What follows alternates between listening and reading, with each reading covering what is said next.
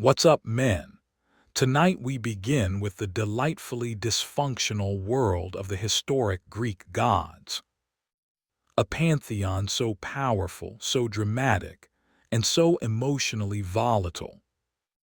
So earlier than you get comfy, take a second to just like the video and subscribe, however handiest in case you sincerely revel in what I do here.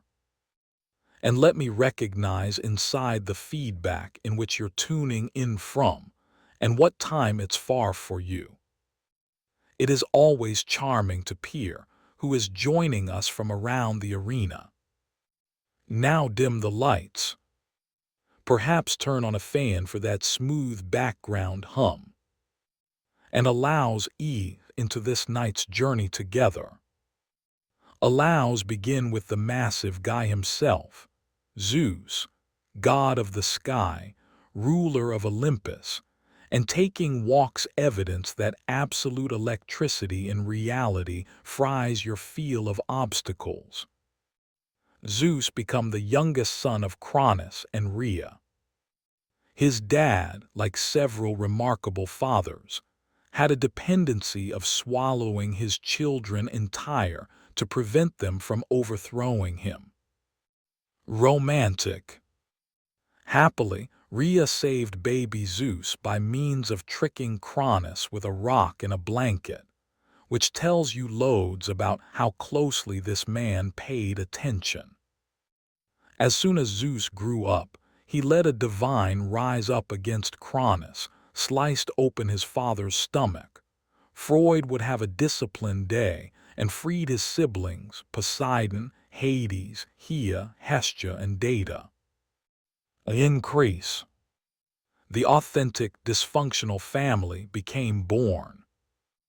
After the gods gained the war against the Titans, Zeus became king.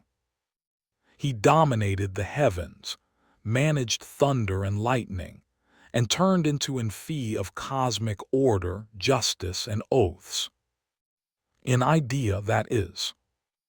In exercise, Zeus spent maximum of his time transforming into various animals and seducing whatever with a pulse. Swans, bulls, eagles, golden mist. The man had no sit back and no consistent ethical code. Imagine your country's perfect court docket justice becoming a goose to flirt with civilians. It truly is Zeus, but with more lightning. His love life turned into an open supply disaster. He married his sister Hea, which went about in addition to you'd assume. He had dozens of affairs with goddesses, nymphs, mortals, and probable one or residence plants. The result, an amazing variety of demigod children, lots of whom had extreme parental abandonment problems and by chance founded entire mythologies. However, in spite of all that, Zeus wasn't absolutely chaotic. When he wasn't dishonest or chucking lightning bolts at mortals who did not provide right sacrifices, he did act as the cosmic referee. He enforced oaths, upheld law, and occasionally punished human beings for being extra smug than he became, which frankly took effort. Zeus turned into reputable, feared, and constantly inflicting PR nightmares for Olympus. He had power, presence, and zero expertise of personal space. He was both protector and predator choose and shaggy dog story, the last divine contradiction. Hea is technically the goddess of marriage, circle of relatives and childbirth, which is ironic because her personal marriage is an absolute dumpster fireplace in a golden chariot. She's Zeus's wife, additionally his sister because, you understand mythology. Their wedding ceremony became speculated to be the divine ideal of sacred union.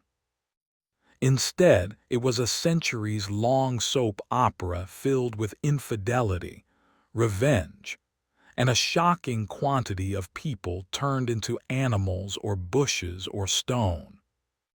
Hera is strong, the undisputed queen of the gods. However, her strength normally expresses itself in one very precise way: vengeance. No longer on Zeus, of course. No, that would be too simple. Here's fury is laser-centered on the ladies Zeus seduces, or let's be honest, outright kidnaps and their unlucky youngsters. She once turned a lady into a cow, cursed every other to handiest communicate in echoes, and in one specially cruel moment attempted to kill child Hercules with a pair of serpents. That changed into literally his infant. Hers no. His nonetheless. Nope. It's tough responsible her completely. Consider being the goddess of marriage at the same time as your husband is out here, inventing new types of animal-based totally flirtation. But still, her divine coping mechanisms regularly included eternal curses and elaborate punishments. Remedy wasn't an issue in historical Greece, so revenge turned into the subsequent first-class choice. Yet, regardless of all that, Hea wasn't only a celestial grudge holder. She additionally covered women in childbirth, upheld the sanctity of marriage theoretically, and punished oaths broken by means of mortals. She had temples, priests, and a dedicated cult.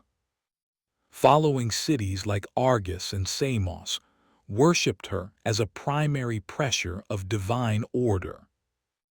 In quick, Ha changed into the goddess you prayed to whilst your husband was faithful, and the only who likely dispatched a deadly disease when he wasn't.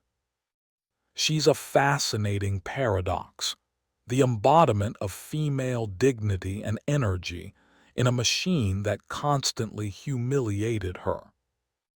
Her tale isn't pretty much jealousy. It is about a lady who turned into supposed to signify team spirit, whilst conserving Olympus collectively, with pure spite and ornamental fury. Poseidon changed into the god of the sea, earthquakes, storms, and for some purpose horses.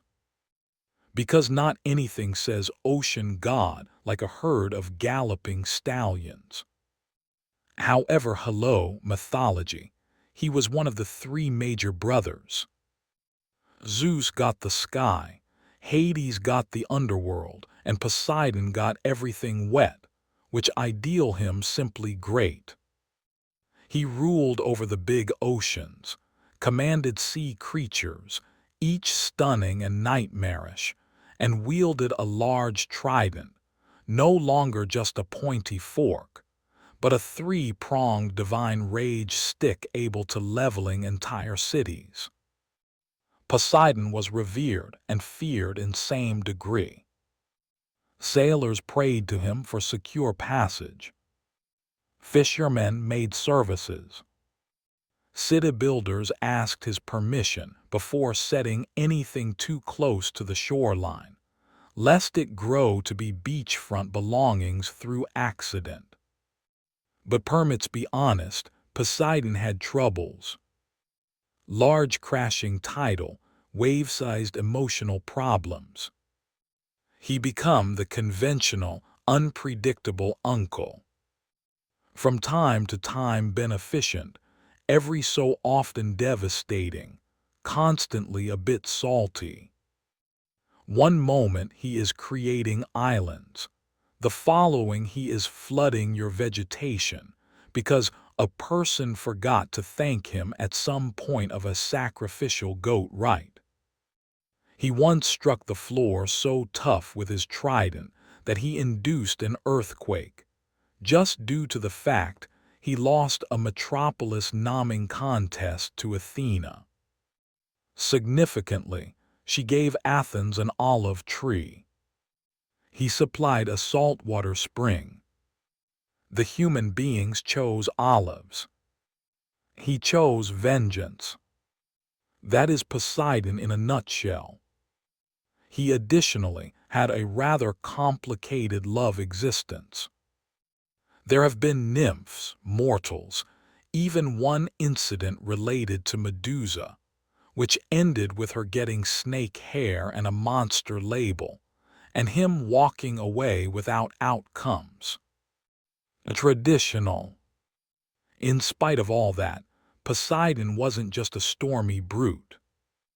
He turned into a protector of seafarers, a builder of towns, and in his calmer moments, a god of prosperity and fertility. He changed into vital to ancient Greek life, specifically for a subculture so dependent on the sea. But like the sea itself, he became continually one typhoon far from reminding everybody who became genuinely enraged. Hades is the god of the underworld. No longer hell exactly, however a widespread, gloomy realm where all souls ultimately clock out for eternity. Contrary to trendy pop culture, Hades wasn't evil. He wasn't even specifically merciless. He changed into simply fairly uninterested in each person. Even as Zeus were given the sky and Poseidon were given the seas, Hades drew the fast straw and got stuck dealing with the ancient Greek model of customer service for the useless. For eternity in darkness, surrounded by way of wailing, Hades ruled the underworld with a quiet, brooding authority. He wasn't flashy. He wasn't loud. He didn't throw lightning or crash weddings. He simply showed up to paintings every day, coping with the logistics of eternity and ensuring souls did not sneak out the back. The ultimate middle manager. His domain was called Hades, too, because apparently naming a nation after yourself wasn't a crimson flag lower back then. It had sections for the heroic Elysium, the average asphodel, and the absolutely awful Tartarus, historical Greece's model of a completely long detention. And guess who needed to oversee all of it? That is proper Hades, the goth workaholic of the gods. Now approximately Persephone. Yes, he abducted her. No longer extraordinary. Without a doubt intricate. However also, and Greek mythology is not anything if not inconsistent, they virtually grew right into a functional, weirdly strong marriage. She spent half of the 12 months with him, bringing lifestyles to the underworld and the other one too on the planet, causing spring. It's much less romance, more mythological timeshare. Hades was also the authentic pet dad. His canine, Cerberus, had 3 heads, a temper and 0 obedience training. But he saved souls in line more often than not. Unlike his brothers, Hades didn't cheat, failed to rage, and didn't crave the highlight. That is probable why historical Greeks hardly ever built temples for him. They had been frightened of attracting his interest. He was the quiet, grim uncle you did not invite to the party, but nevertheless reputable from a secure, well-mannered distance. Athena is the goddess of expertise, warfare strategy, handicrafts, and staying 10 steps in advance of every person without breaking a sweat. She's essentially the divine embodiment of common sense in a global full of emotional wrecks, with lightning bolts. Her start by myself is enough to present Freud nightmares. Zeus, after swallowing her pregnant mom, Maddie's, because prophecy of direction advanced a splitting headache.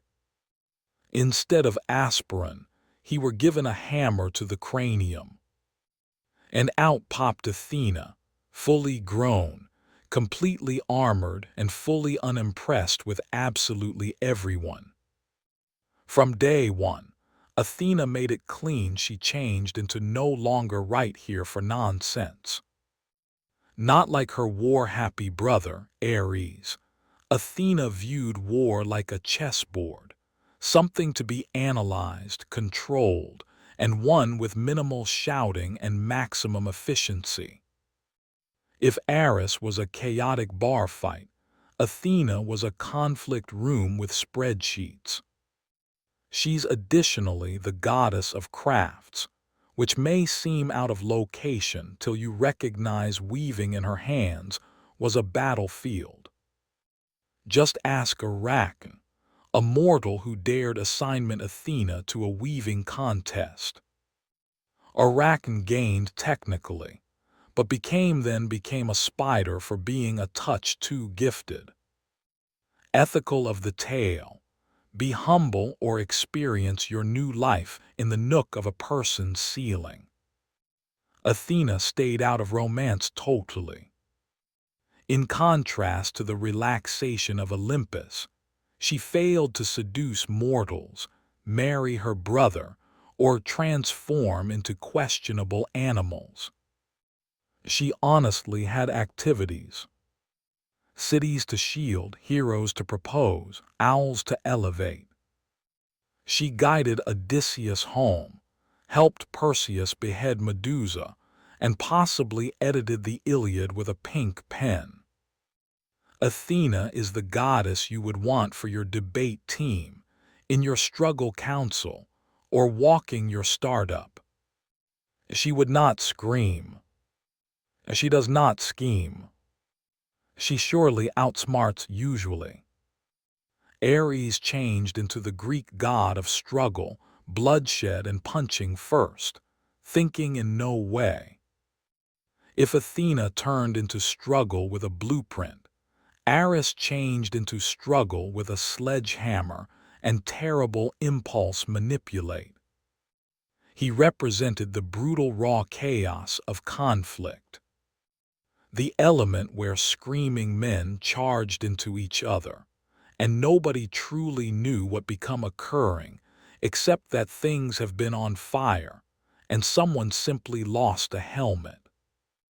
In brief, if Ares suggests up, matters are about to get loud, violent, and deeply disorganized. Personality-wise, he wasn't precisely Olympus's favorite guest. Even his fellow gods failed to like him. Zeus, once known as him, the most hateful of all of the gods. And you recognize you've tousled, whilst Zeus is asking you a problem. Ares becomes smug, hot-headed, and approximately as diffused as a flaming chariot. He wasn't specially reputable either. The Greeks' fashionable strategy, restraint, and cleverness, things Ares continuously failed to convey to the table. He didn't win battles with methods. He simply stormed and swinging. That worked once in a while, however more regularly than no longer. It left a path of useless our bodies and deeply annoyed allies. That said, Ares was still terrifying. He became the god of fear, literally. His sons had been named Phobos and Deimos, Aka panic and terror, and he cherished being inside the thick of a brawl. He additionally had an affair with Aphrodite, which sounds romantic till you bear in mind it ended with him getting stuck in an invisible internet by means of her husband, Histus, and laughed at by the complete pantheon. Historic Greek tabloids had a subject day. In Roman mythology, Ares were given a makeover as Mars, greater disciplined, extra honorable, much less sweaty. However, in Greece, he stayed the chaotic, muscle-certain avatar of violence. Still, Ari had his moments. In times of real battle, he changed into feared and revered. Warriors made sacrifices to him, hoping he'd convey them energy, or at least forget about them for some time. And when he wasn't breaking matters, he did journey a cool chariot pulled by using fire respiration horses, which earns him as a minimum one style factor. Aphrodite turned into the goddess of affection, beauty, desire, and romantic messes with extraordinarily high frame counts. If you've ever seen a person fall in love way too rapid with exactly the wrong individual, congratulations. You have witnessed Aphrodite's divine influence. There are two starting place memories for her, relying on how a lot trauma you may stomach. In a single version, she's the daughter of Zeus and Dione. Inside the older and admittedly a whole lot weirder model, she's born from the sea foam that fashioned whilst Cronus chopped off Uranus's ungodly system and tossed it into the ocean. And sure, it truly is possibly the least romantic beginning ever assigned to the goddess of romance. Aphrodite turned into so stunningly beautiful that mortals and gods alike basically lost their potential to make good decisions in her presence. She had an real magical belt, the cestus, that made her irresistible to every body, which, allows be honest, is a mildly unfair benefit inside the love department. Despite being the embodiment of desire, Aphrodite's own love existence turned into complex. She became married to Heristes, the hardworking god of fireplace and blacksmithing. But she famously preferred the organization of Uri, the god of battle, which tells you the whole thing you want to recognize approximately her taste in men. Their affair was exposed, while Heristes trapped them mid-romance in a golden internet and summoned the other gods to come take a glance. Historic Greece, where revenge and group humiliation were taken into consideration, amazing warfare decision. However, Aphrodite wasn't all chaos and cheating. She had a softer aspect too. She helped young fans, presided over weddings, and brought splendor to the world. She changed into the goddess humans prayed to, before confessing a way down or seeking to appeal their way out of something silly. Nevertheless, she wasn't above beginning wars. She's the only who presented Helen of Troy to Paris, sparking the Trojan conflict. Why? Due to the fact she desired to win a divine splendor contest. Assure sincerely. A whole civilization burned because Aphrodite desired a golden apple that said to the fairest. She's the purchaser goddess of preference, not balance. Lovely, intoxicating, and sincerely now not inquisitive about your dadding obstacles. Heristes became the god of hearth, metalwork, craftsmanship, and being the most effective Olympian who sincerely had an activity. while the relaxation of the gods have been busy beginning wars, chasing mortals, or throwing lightning like confetti, Histus was in the workshop, forging guns, building palaces, and muttering underneath his breath. His beginning tale varies, however none of its miles flattering. In a single model, he is born deformed, and repulsed with the aid of his appearance, tosses him off Mount Olympus like undesirable luggage.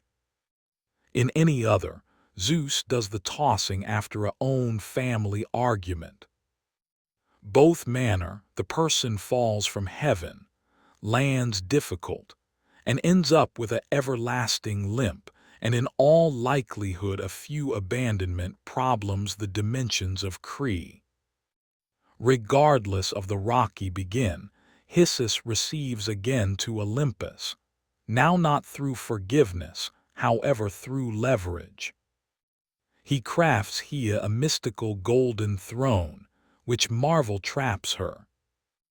The gods beg him to return and loose her. He concurs, but simplest in the event that they let him return into the divine membership. Negotiation nailed. Now back in Olympus, Histus turns into the divine handyman. He forges Zeus's thunderbolts, Poseidon's trident, Achilles' armor, and pretty a good deal each magical object absolutely everyone brags about. If it glows, flies, or explodes, Histus in all likelihood made it while running unpaid through the years. And yet for all his brilliance, he turned into continuously disrespected.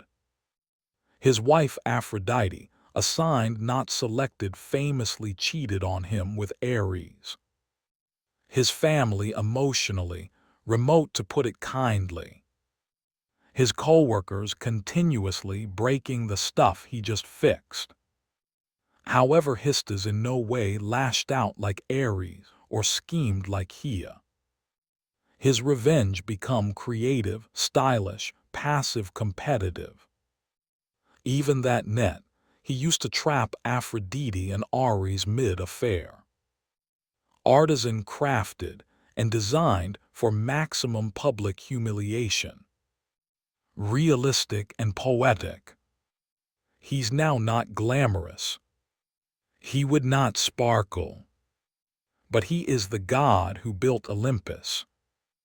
Literally, Histus is the unsung hero, the working-class deity of the gods, the patron of blacksmiths, artisans, inventors, and anyone who has ever screamed at a malfunctioning gadget after which fixed it with duct tape and rage. Hermes is the god of vacationers, trade, thieves, messaging, and suspiciously rapid speaking. He is the guy with winged sandals, a group of workers that probably got here with no use, Emmanuel, and in strength that screams, "I've already eaten 3 olives and lied twice nowadays." Not like most gods, Hermes hit the floor jogging literally. At the day of his beginning, he crawled out of his crib, stole Apollo's farm animals, invented the lyre the use of a tortoise shell, after which again to his cradle earlier than absolutely everyone noticed. That is day 1. Most gods take centuries to cause that much chaos. Hermes needed approximately 6 hours. He's called the messenger of the gods, but it's underrailing it. He didn't just deliver messages. He smuggled souls into the underworld, guided heroes through enemy territory, and probably invented the divine version of express transport. If there has been problem, Hermes became already steps in advance of it, leaving at the back of a suspiciously vague alibi and a captivating grin. He also served because the god of trade and trade, because not anything says trustworthy market energy, just like the identical guy who oversees thievery. Hermes represented negotiation, persuasion, and morally flexible entrepreneurship.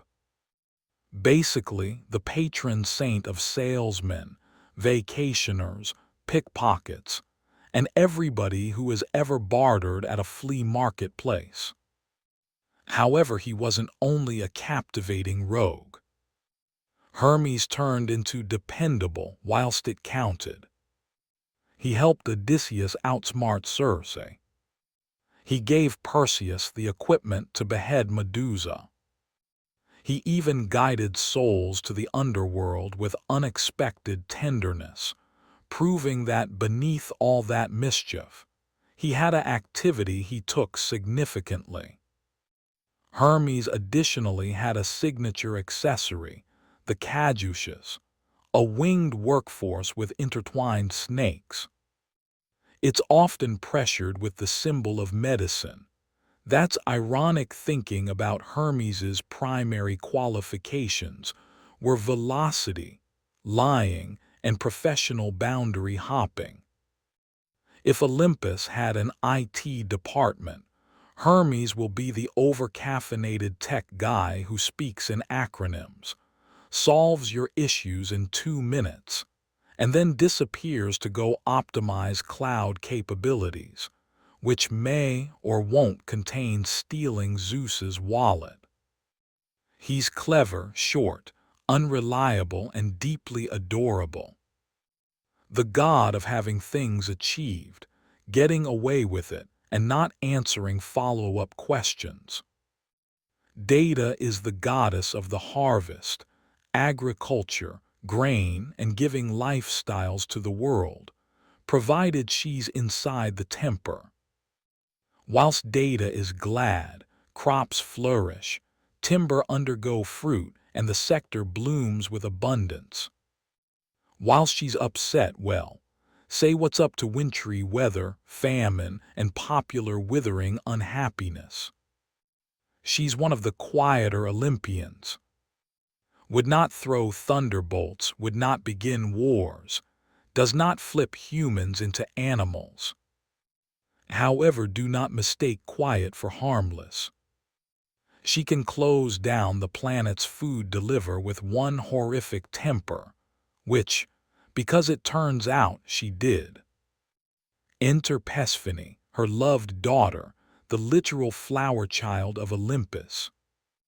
One day, Persephone is out picking plants, minding her own mythological enterprise whilst the earth opens up, and Hades, god of the underworld and expert kidnapper, swoops in and abducts her. Classic Greek parenting crisis. Dee, understandably, loses her divine thoughts. She searches the earth in grief, refusing to let something grow till her daughter is again. Vegetation fail. Animals starve. Mortals beg for mercy. Demet's response: no Persephone, no produce. Ultimately, Zeus intervenes, normally because the people are dying and no one's getting any sacrifices. A deal is struck. Persephone will spend a part of the 12 months with Hades, part with Data. And as a consequence, the seasons are born. Spring and summertime, Data's satisfied. Fall and wintry weather, she's pouting. So yes, one of the most critical natural cycles in human lifestyles comes from Data's seasonal temper swings. Worldwide agriculture, powered by means of maternal grief and emotional blackmail. Mythology at its greatest. Data additionally had a robust experience of justice. She once taught humans the way to develop wheat and build civilizations, then became around and burned a royal child because the parents interrupted her mid-ritual. It's a nice line between goddess of existence and terrifying earth witch. However, at her core, Data represents nurture, resilience, and the sacred bond between mother and baby. She brings lifestyles from the ground and takes it away just as effortlessly. Dionysus is the god of wine, revelry, fertility, theater, insanity, and people questionable choices you are making after your 33 glass of anything he is pouring. He is the divine embodiment of YOLO, wrapped in ivy, barely intoxicated, and in all likelihood summoning a panther. Born below very dramatic situations, Dionysus started out lifestyles as the child of Zeus, an immortal female, Semele. When Hera located out, due to path she did, she tricked Semele into asking Zeus to reveal his actual godly shape. Spoiler, it vaporized her. Zeus, ever the problem solver, stitched the unborn Dionysus into his thigh and carried him to term. Yes, thigh pregnancy. Greek mythology, where not anything is bizarre enough to impeach. Dionysus grew up wandering the earth, spreading wine-macking, chaotic joy, and moderate existential dread. He was accompanied by using a rowdy entourage of satyrs, maenads, and woodland birthday celebration crashes, a journeying circus of ecstasy and ability assets damage. His worship wasn't pretty much amusing and grapes. Dionysian rituals concerned letting move of your identity, your inhibitions, and occasionally your garments. His festivals had been wild, immersive, and regularly concerned masks, theater, and very questionable choices underneath the stars. Assume Burning Man, however, with divine outcomes. However, Dionysus wasn't all fun and fermented joy. He had a temper, a very theatrical one. In case you mocked him, refused his worship, or interrupted his vibe, things got bizarre. One king who banned his cult became pushed mad and dismembered by way of his own people. Another was changed into a dolphin. He failed to do light punishment. He did assertion punishments. Yet he turned into also deeply compassionate, especially to outcasts, misfits, and people outdoor polite society. He gave consolation to the broken, voice to the silenced, and once in a while converted people into vines, which might be symbolic of something. Dionysus is the paradox of divine liberation and chaos. He's pleasure and destruction, artwork and insanity.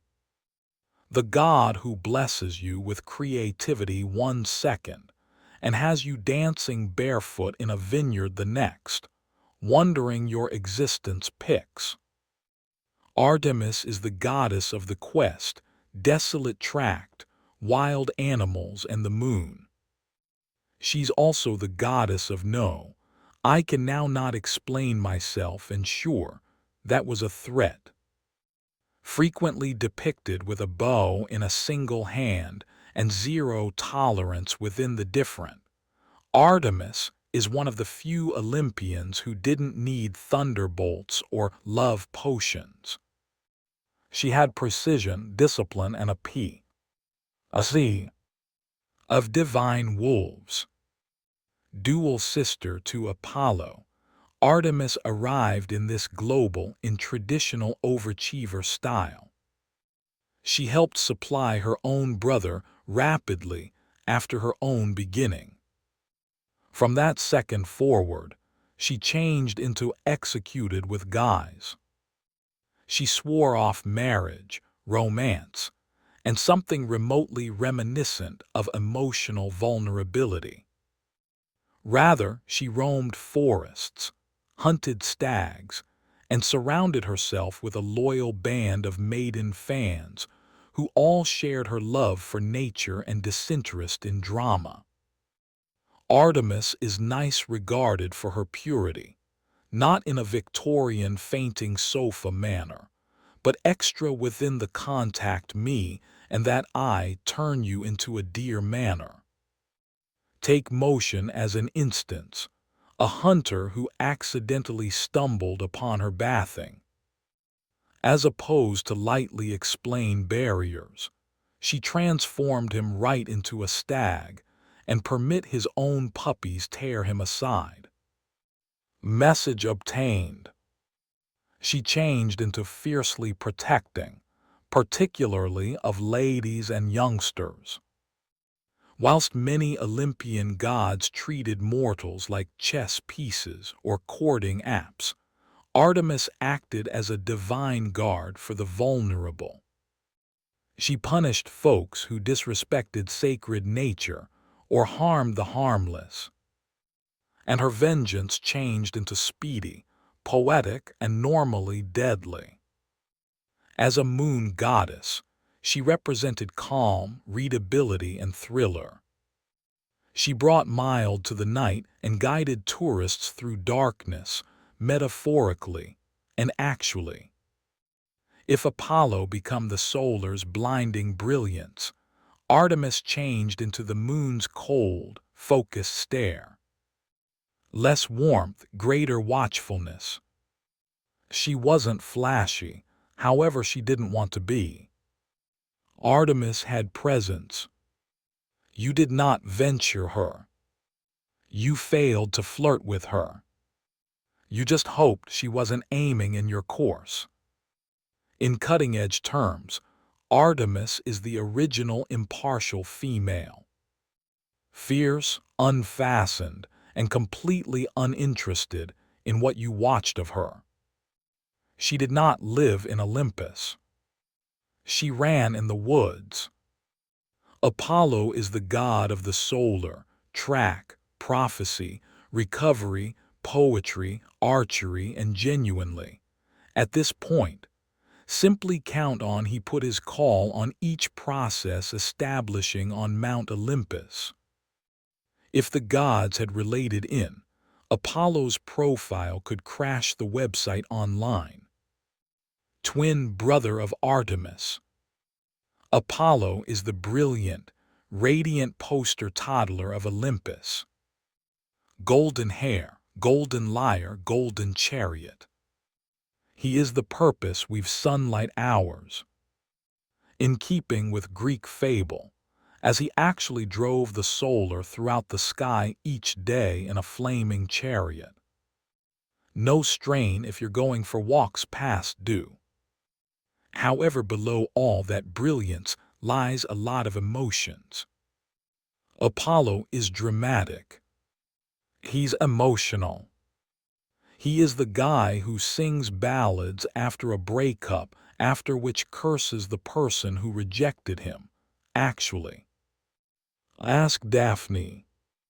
She changed into a tree just to get away from him. Apollo mourned her loss, then turned her into a sacred image, and wore her leaves as a crown because it truly is healthful. He is also the god of prophecy, which means that he technically is aware of things will stop badly and nonetheless receives dissatisfied when they do. Traditional overachiever strength. He installed the Oracle of Delhi, wherein priestesses, fueled through divine madness, mumbled poetic riddles that by some means defined anyone's destiny. Very user-friendly. Apollo had a complex courting with love. He chased numerous mortals, was rejected via most, and reacted with various stages of poetic overkill. While a Spartan prince named Hyacinus died during a discus sport, probable from Apollo's own poorly thrown disc, he becomes so distraught he grew to become the boy right into a flower, which is good if you ignore the blunt force trauma part. No matter all this, Apollo become also a healer.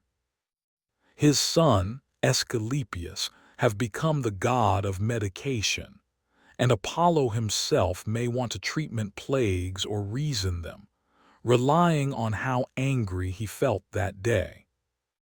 In quick, Apollo was brilliance wrapped in insecurity, energy dressed in poetry, and allure with a quick fuse. The sort of god who'd write you a love tune and then shoot you with an arrow if you did not clap.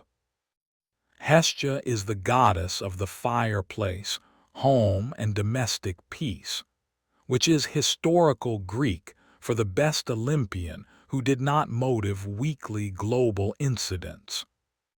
She became the eldest baby of Cronus and Rhea, and also the first to be swallowed entire by way of her charmingly paranoid father. Later, she turned into the ultimate to be vomited back up whilst Zeus overthrew him. Because of this, technically, she's each the oldest and youngest Olympian. Yes, Greek mythology is a funhouse mirror of logic. Unlike her extra chaotic siblings, Hestia chose peace. She didn't take part in strength struggles, did not throw curses, didn't sleep with mortals, and did not even throw shade. She changed into offered a throne on Olympus, shrugged courteously, and gave it up to Dionys. Why?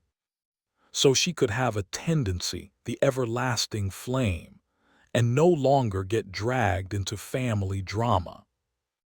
Queen behavior.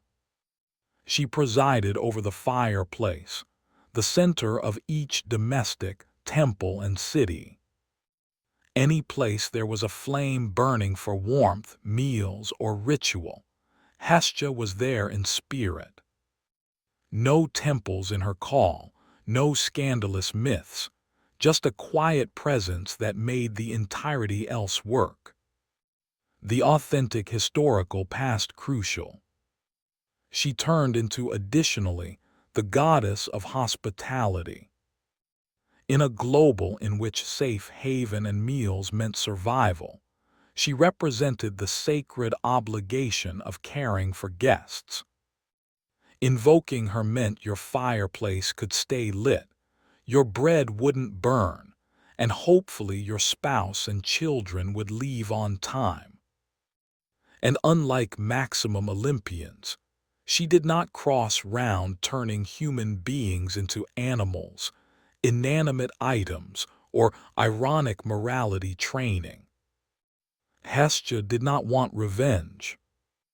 She had a nicely swept floor and internal peace. Because of her, every meal started out and ended with an presenting. Each city had her flame burning in its heart, and every prayer circle likely had someone whispering, "Thanks for no longer being a handful."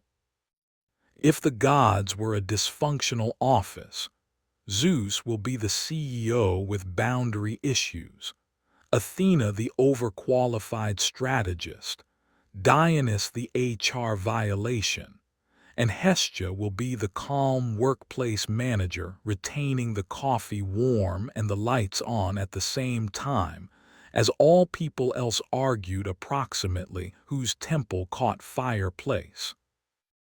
Hestia reminds us that there's strength in stillness, fee in simplicity, and on occasion the maximum essential figure is the only who would not demand interest, but holds everything collectively. Persephone is one of the maximum captivating figures in Greek mythology. a goddess with a breakup persona written, without delay, into the seasons. She's the bloom of spring and the chill of death, existence and decay, flower crown and iron throne. She's the daughter of Dita, goddess of the harvest, which already places her in the realm of life and fertility. But then things took a flip, as they frequently do in Greek myth, while Hades, lord of the underworld, saw her picking plant life and decided, spouse material. He abducted her straight into the underworld. No dialogue, no espresso first. Data evidently changed into devastated. She scoured the earth, and when no person advised her wherein Persephone had long passed, she closed down agriculture completely. The end result: worldwide famine and an irritated mob of hungry mortals. Sooner or later, Zeus intervened, now not out of fatherly concern, but due to the fact no one changed into sacrificing something at the same time as starving. A compromise turned into reached.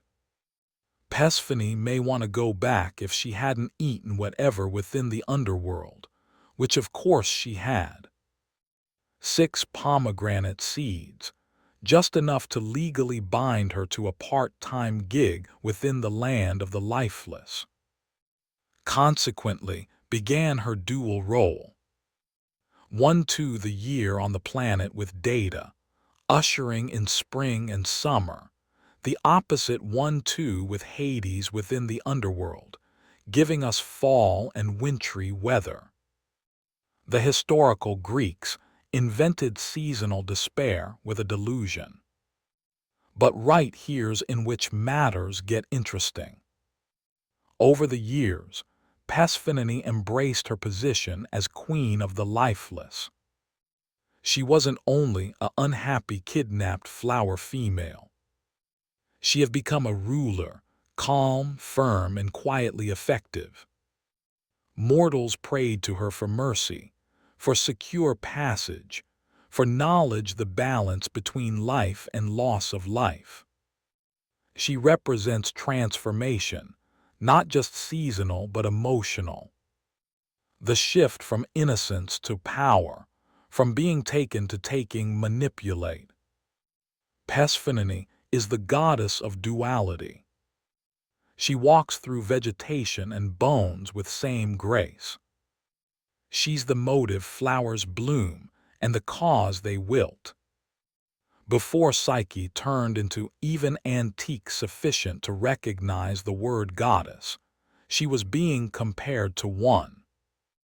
By the point she reached womanhood, statues of Aphrodite were amassing dirt even as mortals traveled miles simply to glimpse the face of this mortal lady. Her beauty wasn't clearly favorite. It changed into worshipped.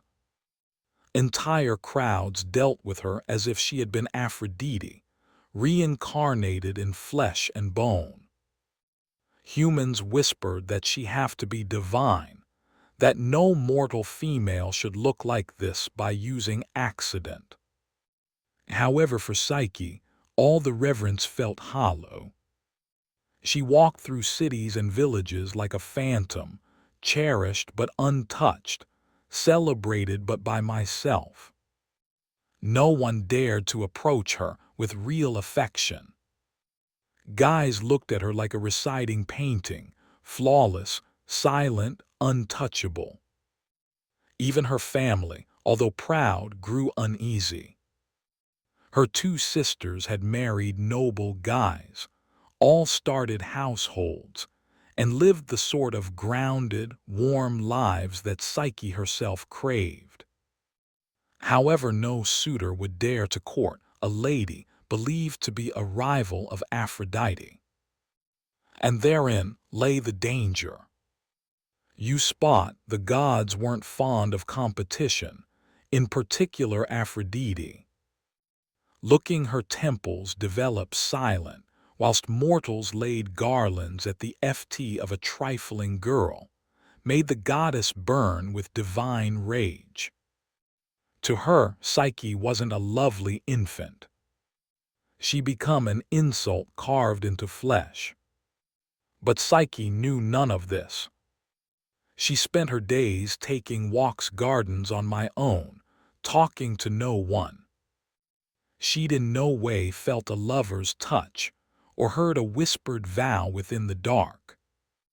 Her beauty had come to be a curse, one that distanced her from the simplest aspect she virtually desired, a soul that noticed her, not just her face. She could stand by means of her window at nightfall, watching the horizon fade and questioning perhaps this became her destiny, to be cherished via all, however held by way of none. No priest, no oracle, no stranger ever supplied a solution until in the future a person did. However, it wasn't a man. It wasn't a priest. And it wasn't a mortal. It turned into a goddess. And she wasn't supplying love. She changed into annoying revenge. On Mount Olympus, beauty turned into extra than arrogance. It was strength. And nobody wielded it like Aphrodite. She became the goddess of desire, of seduction, of divine charm. But lately, her temples echoed with emptiness. Her statue stood lonely under the solar. Why? Due to the fact mortals now knelt before a human girl, Psyche, as though she were the new goddess of love. To Aphrodite, this wasn't just offensive. It changed into treason. The goddess watched from her celestial perch, her envy twisting into hatred. She had destroyed kings for less. How dare a mortal girl thieve her worshippers? How dare she exist as a dwelling insult to divine splendor? And so Aphrodite did what goddesses do. She summoned her son, Eros. Now Eros wasn't simply any deity. He became the god of love, yes, but not the gentle love mortals wrote poems approximately. No, Eros dealt in chaos. He sparked passion wherein there should be none. He made kings fall for swindlers, queens for slaves, enemies for every different. His arrows did not ask for permission. They shattered logic, loyalty, and once in a while entire empires. Aphrodite's command became easy. Make Psyche fall in love with the maximum hideous, vile creature on earth. Something massive. Something under even the worms. Let her experience what it is wont to be mocked through love. Eros, ever the obedient son, popular. Bow slung over his returned, quiver full of divine arrows. He descended to the mortal realm under the quilt of moonlight. He located Psyche asleep in her chamber, candle light flickering throughout her functions like water. She became beautiful, too beautiful. And Eros, who had pierced 1,000 hearts, felt his personal bypass a beat. This wasn't proper. This wasn't part of the plan.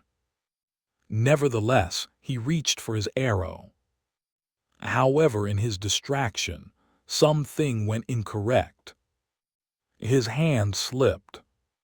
The arrow pricked his skin. Just a drop.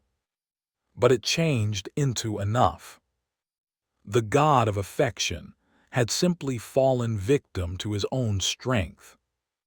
And in that moment, destiny shifted. for arrows could no longer be his mom's weapon. He could be Psyche's silent protector.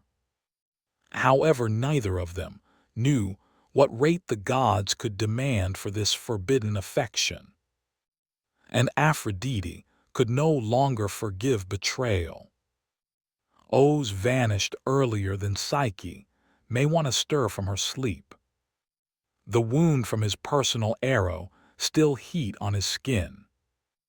He had pierced countless hearts, however by no means as soon as had he fallen prey to his personal recreation. Now, with every beat of his coronary heart, he felt a longing he failed to recognize, a need to guard her, to cherish her, to cover her from the cruel eyes of Olympus. However, safety came with sacrifice. He couldn't tell her the reality. If Aphrodite observed he had disobeyed her, worse, that he had fallen in love, there might be no mercy. Now not for him, not for Psyche. So Eros made a quiet vow. He would love her from the shadows. In the meantime, Psyche's life grew stranger by the day. No suitors came. Her beauty, once a spectacle, now seemed cursed. Whispers of divine punishment swirled through the kingdom. Her father, desperate and afraid, consulted the oracle of Apollo, and the words returned had been cruel. She shall now not wed a mortal guy. Instead, she will marry a monster, a beast feared even by using the gods. Ship her to the mountaintop, dressed as a bride. There her destiny awaits. Her own family wept. Her sisters gasped, but Psyche stood still, silent, as though the wind had carved her into stone. A monster. This was her destiny. No longer love, not desire, however sacrifice. Nonetheless she agreed, no longer out of braveness, however out of resignation. She were adored like a goddess, but by no means touched by means of love. Perhaps this merciless, huge fate was really balance. Ows watched from above, his coronary heart twisting with guilt. He had supposed to guard her. However, now the gods had spun an internet he couldn't untangle. If he intervened brazenly, his mother could recognize. However, if he did nothing, Psyche could be misplaced. So he devised a plan. He could take her to a secret region, a hidden palace recognized only to him, cloaked in phantasm and silence. He would love her, now not as a god but as a shadow. He would in no way show his face, never speak his call, and certainly he might in no way inform her the fact. Due to the fact if she knew who he was, who she changed into sincerely with, the entirety could shatter. Even the god of affection turned into frightened of heartbreak. The wind becomes soft but strong as it carried Psyche far from the mountain height. She had expected bloodless rock and gnashing enamel. She had braced for a monster's roar, but as a substitute silence, mild, surreal silence. While she opened her eyes, she became not at the mountain. She stood in a meadow of glowing plant life, more radiant than any lawn she had ever recognized. A course of polished stone wound through the field, mane to something not possible, a palace, grander than something human fingers may want to construct. Its pillars shimmered like moonlight on water. Its halls whispered her call without sound. Psyche stepped through the brink, expecting worry, however locating peace. Servants she could not see guided her palms, washed her ft, placed robes upon her shoulders. Food seemed warm and aromatic, though no person set the table. At night time, a voice, deep, tender, and kind, spoke from the shadows. Do not be afraid. You are safe. This is your own home. It became him, her unseen husband, the oracle had promised. However, there has been no snarling beast, no massive form, just a voice. And unusually, it did not frighten her. He by no means revealed himself, not even in darkness. Every night he joined her inside the quiet velvet of the bed chamber. He touched her face like a dream. He whispered laughter in her ear. And every morning he become gone before the solar rose. She become falling speedy. Love without sight, intimacy without shape. Each word he spoke made her pain for extra. But the one element he always begged became this. Never try to see me. She asked as soon as gently, why? The voice tensed. In case you see me, I have to leave you for all time. And so she obeyed. But the thriller grew heavier with every passing day. How may want to this kind, thoughtful guy be the monster the oracle warned of? Why must love cover its face? And why, when she whispered her name, did he by no means whisper his? Psyche told herself it didn't matter, that she didn't need to know. However, the human heart is a curious element. And the seeds of doubt, as soon as planted, by no means live buried for lengthy, particularly while family comes to visit. And in particular, while sisters come bearing poison disguised as love. It were weeks, perhaps months. Time moved unusually in the invisible palace. Psyche knew peace, laughter, luxury, and love. However, she also knew isolation. No faces, no names, no truth, only a voice in the dark and shadows that kissed her lips. Then one morning, her husband's voice became one of a kind. Sorrow will comply with if you see them, he said. See who? Your sisters. They agree with they arrive out of affection. However, what they create is wreck. Psyche's heart cracked. She neglected them. Their teasing, their warm temperature, even their jealousy. They had been her closing connection to the mortal global.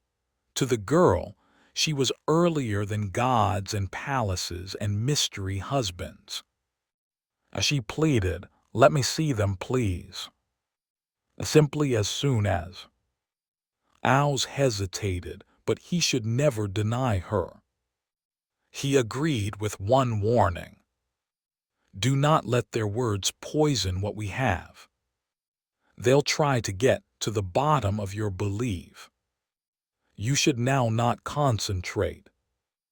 And so the winds that after lifted Psyche carried her sisters to the lawn gates of the invisible palace.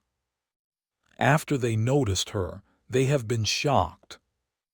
She turned into alive, greater than alive, radiant, draped in silks finer than any queen, her pores and skin glowing like starlight. They embraced her, laughing nervously, hiding their envy below brittle smiles. In which is your husband? One requested. Psyche smiled. He comes simplest at night time. I've in no way visible him. And the sisters froze. You have in no way visible him. She nodded. He won't will let you see his face. The opposite gasped. What if he is hideous? A beast? Or worse, what if he's one of the gods, the usage of you, and laughing in the back of your again? Their voices dripped with sweet problem, however Psyche felt the alternate. The antique sibling competition changed into still there, now twisted into something darker. Jealousy sharpened their phrases. He keeps you hidden, blind, established. Is that love or imprisonment? The seed of doubt changed into planted. They noticed it take root and they smiled. As they left, they kissed her cheeks and whispered, "Simply take a lamp one night. See for yourself. If he loves you, what harm can fact do?" Psyche watched them disappear into the wind. And for the first time, considering the fact that arriving in paradise, she couldn't prevent shaking. Not from worry, from curiosity. That night time, Psyche couldn't sleep. She lay within the dark, wrapped in silk sheets, his fingers gently curled round her, his breath steady beside hers, but her mind become loud, louder than his heart, louder than love. Her sister's phrases kept repeating like a spell. What if he is a monster? What if he is the use of you? What if he's not who you watched he's? She had depended on blindly. She had given herself absolutely to a voice within the dark, but changed into that love or surely give up. She slipped from the bed, silent as snowfall. Her naked toes kissed the cold floor, and in her hand she held a small bronze oil lamp, its wick already lit. Her heart thundered in her chest as she approached. Her palms trembled as she leaned in. And while the light reached his face, she gasped. No longer a monster, not a god in hide. A person stunning past phrases. Golden curls tangled on the pillow, tender lips curved in sleep, and on his again, wings feathered, divine, folded like a secret. This was Os, the god of love, and he had selected her. Her eyes full of tears, now not from fear, however from guilt. He had trusted her, warned her, loved her, and she or he had doubted. She leaned nearer, looking to kiss his lips, to whisper an apology earlier than the light became long past. But fate is merciless. An unmarried drop of hot oil spilled from the lamp and touched his bare shoulder. He awoke with a cry of ache and betrayal. His wings flared open, his eyes huge with heartbreak. "You broke your promise," he stated, voice whole. "You trusted fear more than love." "I am sorry," Psyche whispered, falling to her knees. "I simply desire to realize." Eros stepped again, his glow dimming. "And now you do." And with that, he vanished into the darkness. The palace crumbled at the back of him. The invisible international they'd shared unraveled like smoke. Psyche was left by myself on a barren hillside, the lamp nonetheless warm in her hand and her heart shattered. She had visible the god of love and lost him, no longer to fate but to doubt. Psyche wandered barefoot and broken across a global that regarded colder. The plush gardens, the silken halls, the voice that once lulled her to sleep long gone. The sky supplied no answer. The earth gave no comfort. Most effective, her remorse remained. Each step was heavy with sorrow. She called out to Oz in forests, in fields, in rivers, even in desires. But there has been no respond. The god of affection had vanished, no longer from Olympus, but from her existence. In desperation, Psyche backed to her father's home. However, the palace that, when loved her, now whispered with rumors. Her sisters, successful in her misery, claimed she had married a demon and misplaced the entirety. No person believed her story of affection and gods and winged husbands. So she left again. This time no longer out of exile, but purpose. She would find Os, regardless of how a ways she had to go, regardless of what wrath she would possibly face, even supposing it meant entering Olympus itself. However, mortals do not actually stroll into the heavens. So she sought the only one who may manual her route, the only who had started out all of it, Aphrodite. Sure, Psyche changed into afraid. The goddess had cause to hate her. However, if Eros nonetheless loved her, if there was even a sliver of desire, then Psyche could face even the wrath of Olympus to earn redemption. She found Aphrodite not in a golden temple, but in a private garden surrounded with the aid of mirrors. The goddess looked into her own reflection, as if searching for flaws that did not exist. When Psyche approached, Aphrodite didn't turn. "I warned you as soon as," the goddess said coldly. "And nonetheless, you touched what turned into mine." Psyche knelt. "I love him." Aphrodite laughed. "You like him? You mean the son you betrayed? The god you doubted?" "I used to be silly," Psyche admitted. "However, I'm able to do whatever to earn lower back his trust." Aphrodite turned, her eyes sharp as blades. "Anything." Psyche nodded. The goddess smiled, but it became no longer kind. "Then you will go through. You'll be tested. And perhaps at the cease of your discomfort, you will be worthy of my son." Consequently commenced a trial now not of electricity, however of devotion, and Psyche could need to face it by myself. Aphrodite did not waste time. Her beauty become mythical, but her cruelty, whilst provoked, become equally divine. If Psyche wanted even a risk to peer Eros once more, she must prove her well-worth through a chain of not possible trials. The primary task turned into deceptively easy. Aphrodite led her to a substantial storage chamber, where mountains of seeds spilled throughout the ground.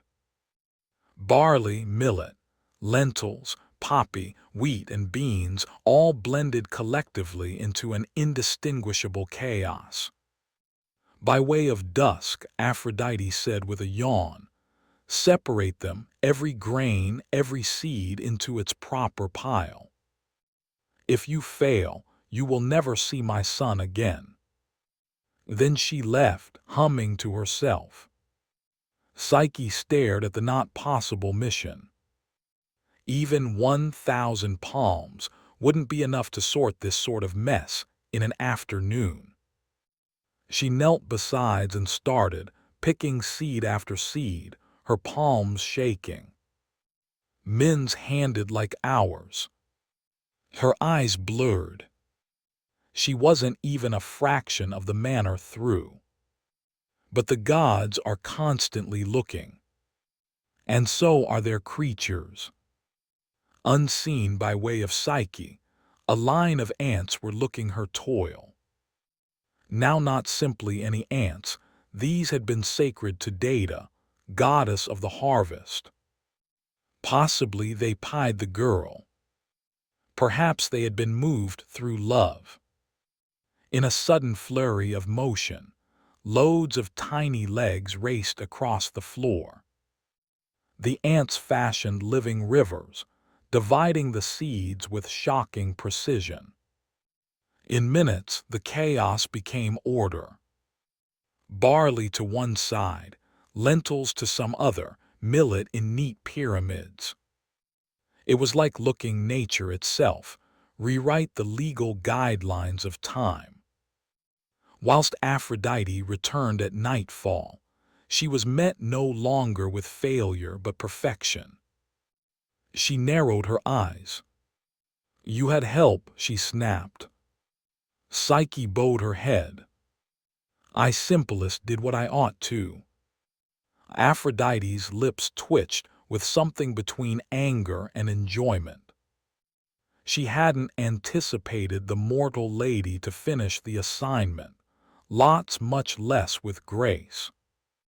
However, irrespective of, there were still many greater trials to go, harder ones, deadlier ones. This changed into most effective the beginning, the goddess warned. If you want to peer arrows once more, you'll want greater than success. And but Psyche, exhausted, sore, however status nodded. I will do something it takes. Because love, real love, become well worth greater than divine comfort or mortal delight. And Psyche's conflict had most effective simply began. Psyche barely had time to relaxation earlier than Aphrodite exceeded her the second undertaking. This one even crueler in its design. See that river down there? The goddess requested, pointing to a winding movement glinting underneath the afternoon sun. It runs beside a meadow where wild rams graze. Their wool is fabricated from gold. Carry me a tuft of it, just a handful, however do try not to die. She smirked and vanished, leaving Psyche to face what she knew turned into greater than a simple chore. Those were no gentle creatures. The golden rams have been sacred, their eyes wild and their horns sharp as spears. They had been regarded to gore anything that entered their field, tearing intruders aside without caution. They glittered like treasure, however guarded it with rage. Nevertheless, Psyche climbed down the hill and approached the sector. She crouched by using the reeds, heart pounding, watching the creatures roam. Their hooves cracked in opposition to stones. Their growls echoed low and primal. There was no manner she should survive entering their territory in daylight. She sank to her knees, tears welling, fear clawing at her resolve. But another time the world watched. A quiet whisper drifted through the tall grass. A soft voice like reeds swaying in rhythm. It was a spirit of the river, an antique presence bound to the movement. Do not input the sphere at the same time as the sun is excessive, the spirit murmured. The rams rage beneath daytime. However, whilst twilight falls, they rest inside the color. Wait, after which acquire the wool from the thorny branches where it is snagged. No beast will miss it. Desire again. Psyche waited. Hours handed. The golden rams one after the other wandered into the bushes and settled into shut-eye. As darkness fell, she crept ahead, quiet, cautious, and determined tufts of golden fleece tangled in brambles and bark. Through moonlight, she collected the wool and returned to Aphrodite, who narrowed her eyes at the shimmering handful in Psyche's palm. "You live again," the goddess muttered, curious. However, Psyche stated nothing. No satisfaction, no gloating, simply silent strength, because love had taught her something even the gods had forgotten. Courage grows quiet, however it endures.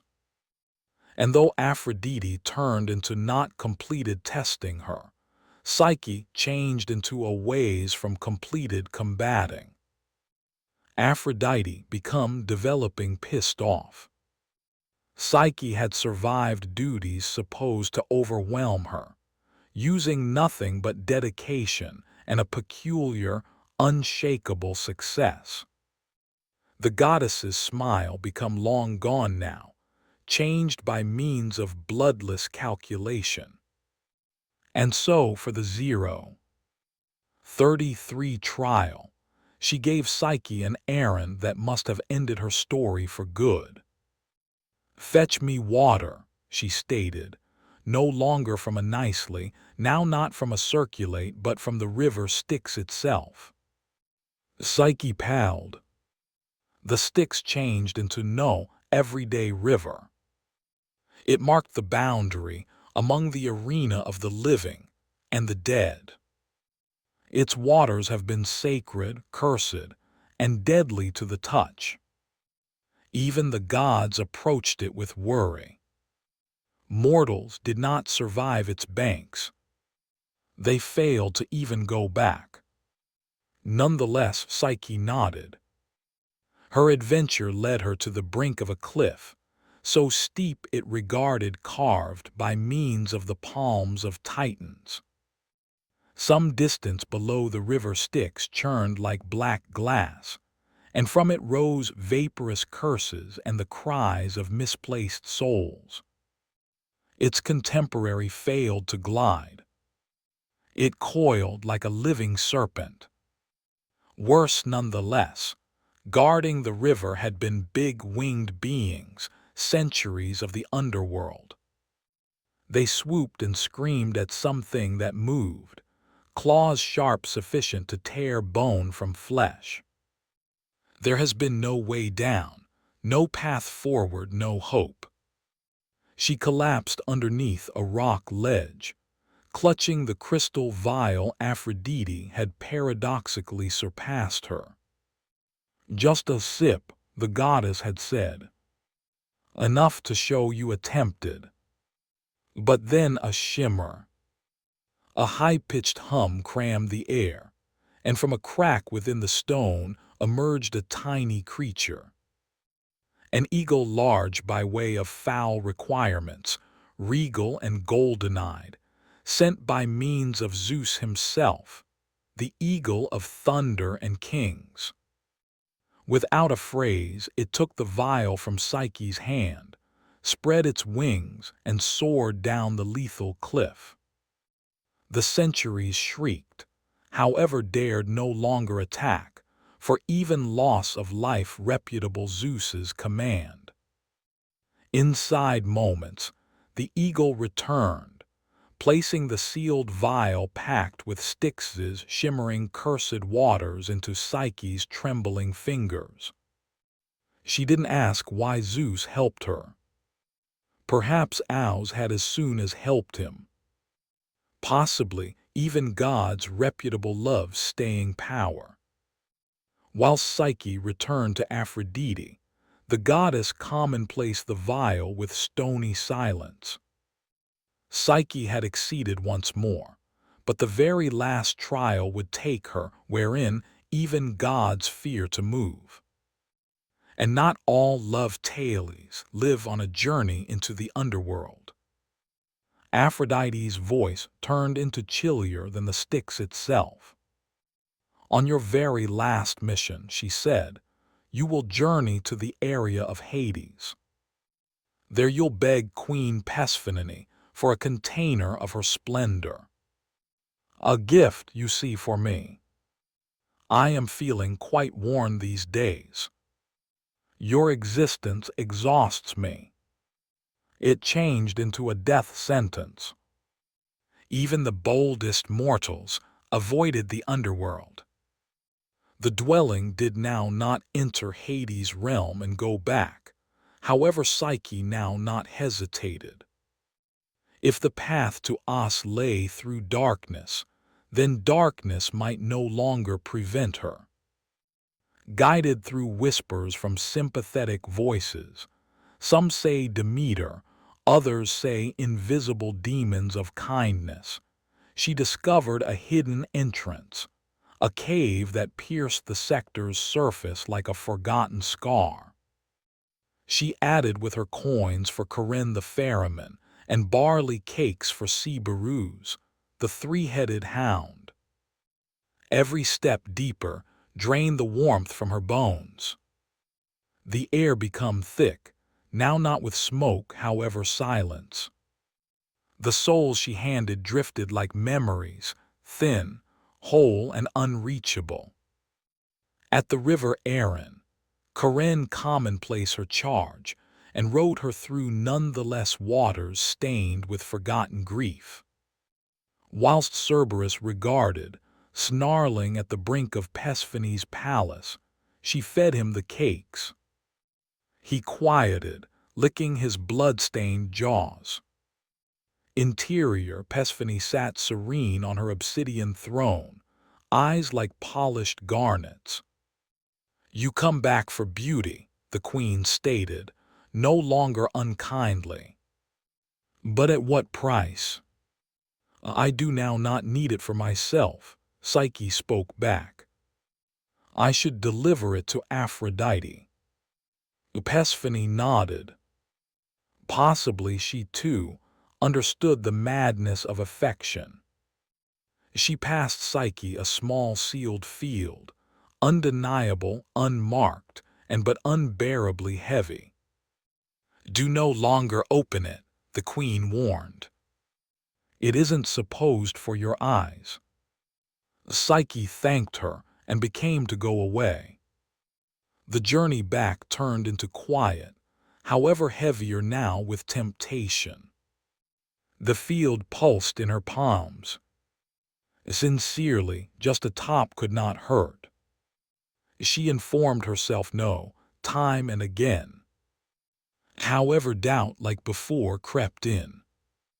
What if this beauty made her worthy of OS again? What if this turned into the very last key? The floor became close to. Her heart raced, her fingers twitched, and as miled lower back to her face for the primary time in days, she opened the field and darkness fed on her. The instant Psyche opened the box, waiting for light and beauty, a chilly mist spilled from it like a breath from the grave. It wasn't splendor. It wasn't divine radiance. It became sleep. No longer normal sleep, but the deathless slumber of the underworld crafted by Persephone to keep her energy, no longer to enhance Aphrodite. Psyche failed to scream. She did not crumble. She in reality dropped. Her body fell softly onto the grass at the threshold of the mortal international.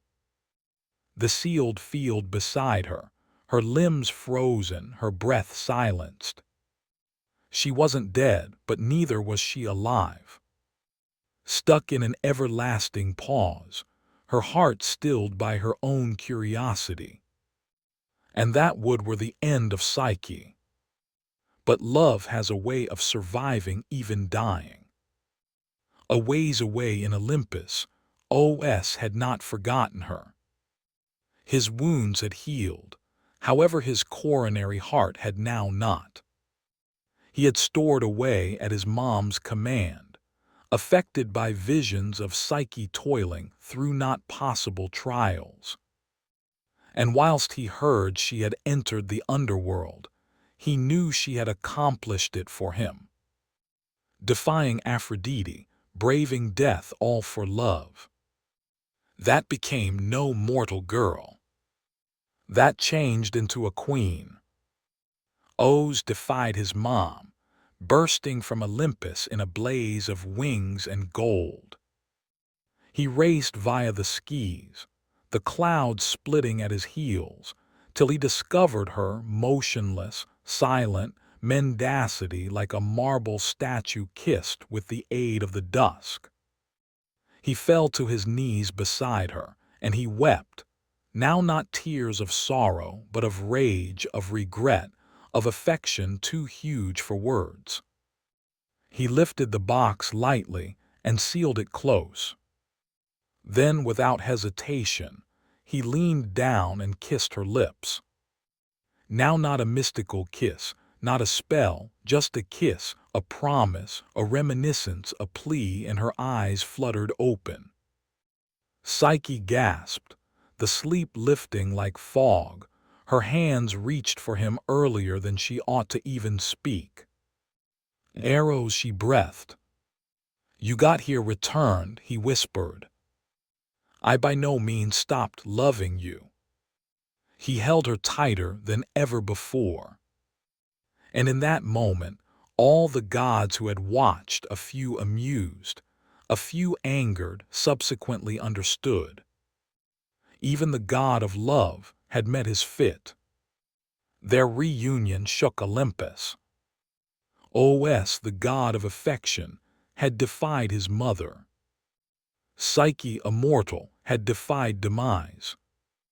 And together, that they had crossed the boundaries between divine and human, among duty and preference. Such love was dangerous. Aphrodite changed into furious. She stormed into the courtroom of the gods, traumatic punishment. This mortal, she cried, has mocked the gods, meddled with sacred legal guidelines, and corrupted my son. She ought to be erased. However, the gods had been not so sure. They'd visible Psyche's trials, witnessed her go through, persevere, and rise again. Her love had survived what no mortal love ever had. Nonetheless, the matter needed to be determined, and in order that they grew to become to Zeus.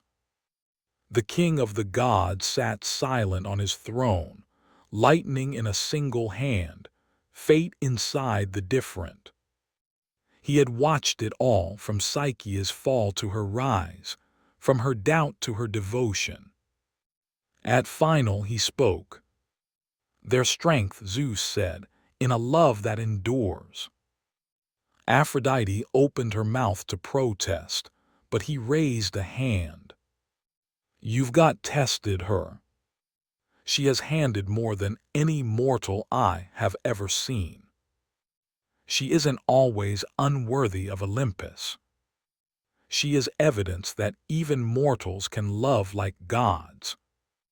Then he became to Os and Psyche. You want to be collectively truly for all time. They each nodded. Then so be it. With a flick of his hand, Zeus summoned a goblet filled with ambrosia, the drink of the gods. He presented it to Psyche.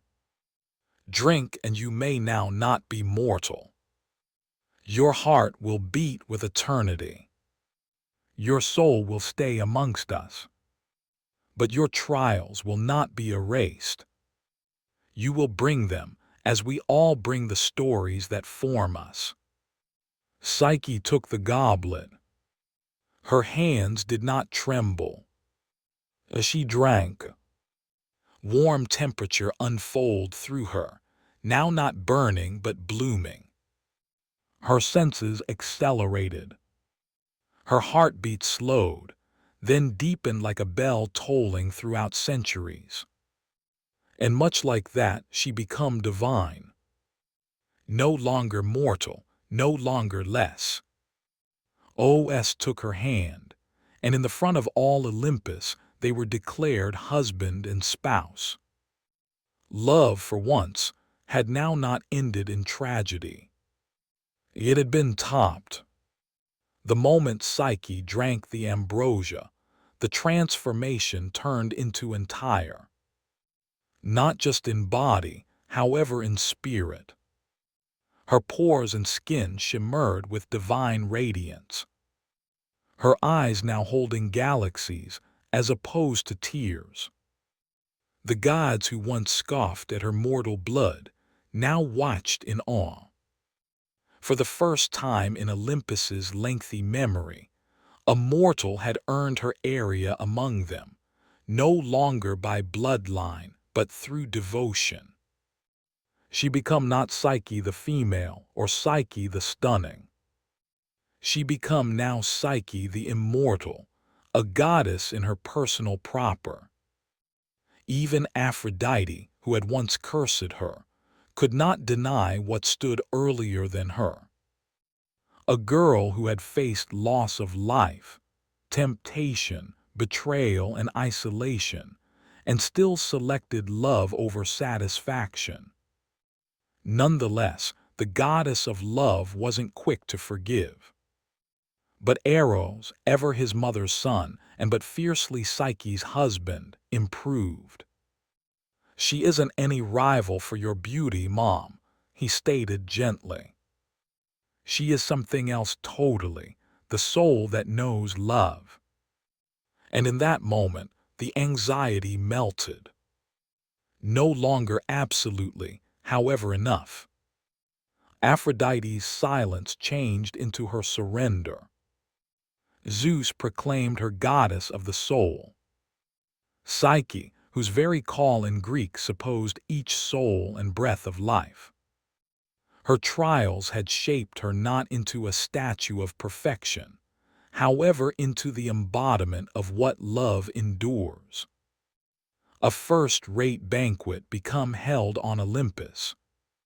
Nectar flowed like rivers. Stars danced in party, or even the fates smiled on the story they'd once woven in whispers. Psyche stood via OS, now not unsure or afraid. She was identical. She changed into divine. Collectively, they watched the skis above and the mortal international below. Guardians of affection and the soul's journey. And from their union, a daughter was born. Hidon, goddess of pleasure and pride, image of joy, born from the union of affection and soul. In which once Psyche had walked among thorns and shadows, she now danced in everlasting mild. Now not because she became perfect, but due to the fact she had loved, fallen, suffered, and risen again. She was proof that even mortals, even the broken-hearted, ought to reach the heavens, one trial at a time. And so the story of OS and Psyche did no longer result in tragedy, as so many mortal loves do, however in transformation, not into delusion, however into something a long way more. A fact whispered throughout centuries from temples to bedrooms, from storytellers to dreamers. Love, real love, isn't easy. It's far tested. It is doubted. It's far wounded. However, when it endures, it turns into eternal. Psyche's journey had begun with beauty, a curse she in no way requested for. She were warped via strangers, envied via sisters, manipulated through gods. She have been punished for being loved, then punished again for loving back. But she by no means stopped trying. Even if her coronary heart broke, even when her religion cracked, she stored taking walks. And Eros, the god of affection, he discovered too. That love is not a weapon, no longer a recreation, not a secret in the shadows. It's far light, sure, but only if it's far confronted. Collectively, they taught even Olympus a lesson it had long forgotten. Love does not belong entirely to the gods. It belongs to every body willing to fight for it. In temples across Greece, fans might offer prayers now not simply to Aphrodite but to Psyche. They might whisper her name earlier than marriages, births, or even funerals. Due to the fact she wasn't just a goddess, she became a reminder that the soul can live to tell the tale melancholy. That love, when it falls, can rise again. And that no matter how deep the underworld, no matter how sharp the trial, the heart is aware of the manner returned. Nowadays, lengthy after temples have crumbled and empires have fallen, the tale nevertheless lives. In the phrase psyche, meaning soul. In the phrase psychology, the take a look at of that soul. And in each tale in which love is tested and triumphs, Os and Psyche live on, no longer as marble statues, however as echoes inside each person. On every occasion we choose believe over fear, forgiveness over pleasure, and love over silence. We walk their route. And possibly, like them, we turn out to be a touch more divine. Long earlier than she become feared, earlier than statues iced over midscream and serpents whispered throughout marble flooring, Medusa changed into a mortal female, stunning beyond examine. Her beauty become now not loud or proud. It truly existed, uninvited, like daylight slipping through stone. Her hair shimmered like strands of nighttime silk. Her eyes held the calm of oceans earlier than storms, and her presence, even though quiet, unsettled kings and gods alike. She turned into born right into a family of monsters, in a time wherein monsters had been worshipped and feared in same degree. Her sisters, Steno and Uriel, were immortal, fierce, and substantial via layout. But Medusa became distinctive. She by myself become mortal. She alone ought to die. And perhaps that made her even more valuable. But Medusa desired no throne, no lovers, no crown of divine desire. She selected something rarer, devotion. As a young woman, she entered the sacred carrier of Athena, the virgin goddess of wisdom, conflict, and restraint. Within the echoing marble temple constructed excessive on cliffs above the sea, Medusa swept the floors, lit the incense, and whispered prayers lengthy earlier than sunrise. She took the vows of chastity, purity, and silence. No longer due to the fact she turned into pressured to, however, because she believed. She favored Athena, not just as a goddess but as a super, robust, untouchable above the chaos of mortal hearts. In time, even the humans began to whisper that Medusa changed into a living statue of Athena herself. Worshippers could sneak glances at her at the same time as pretending to pray. Her face have become an image, her voice not often heard, her life certain in sacred obligation. But beauty, even in a temple, isn't safe. Phrase of Medusa's grace unfold past the temple partitions, beyond the towns, through forests, into the world of gods, and with it got here danger.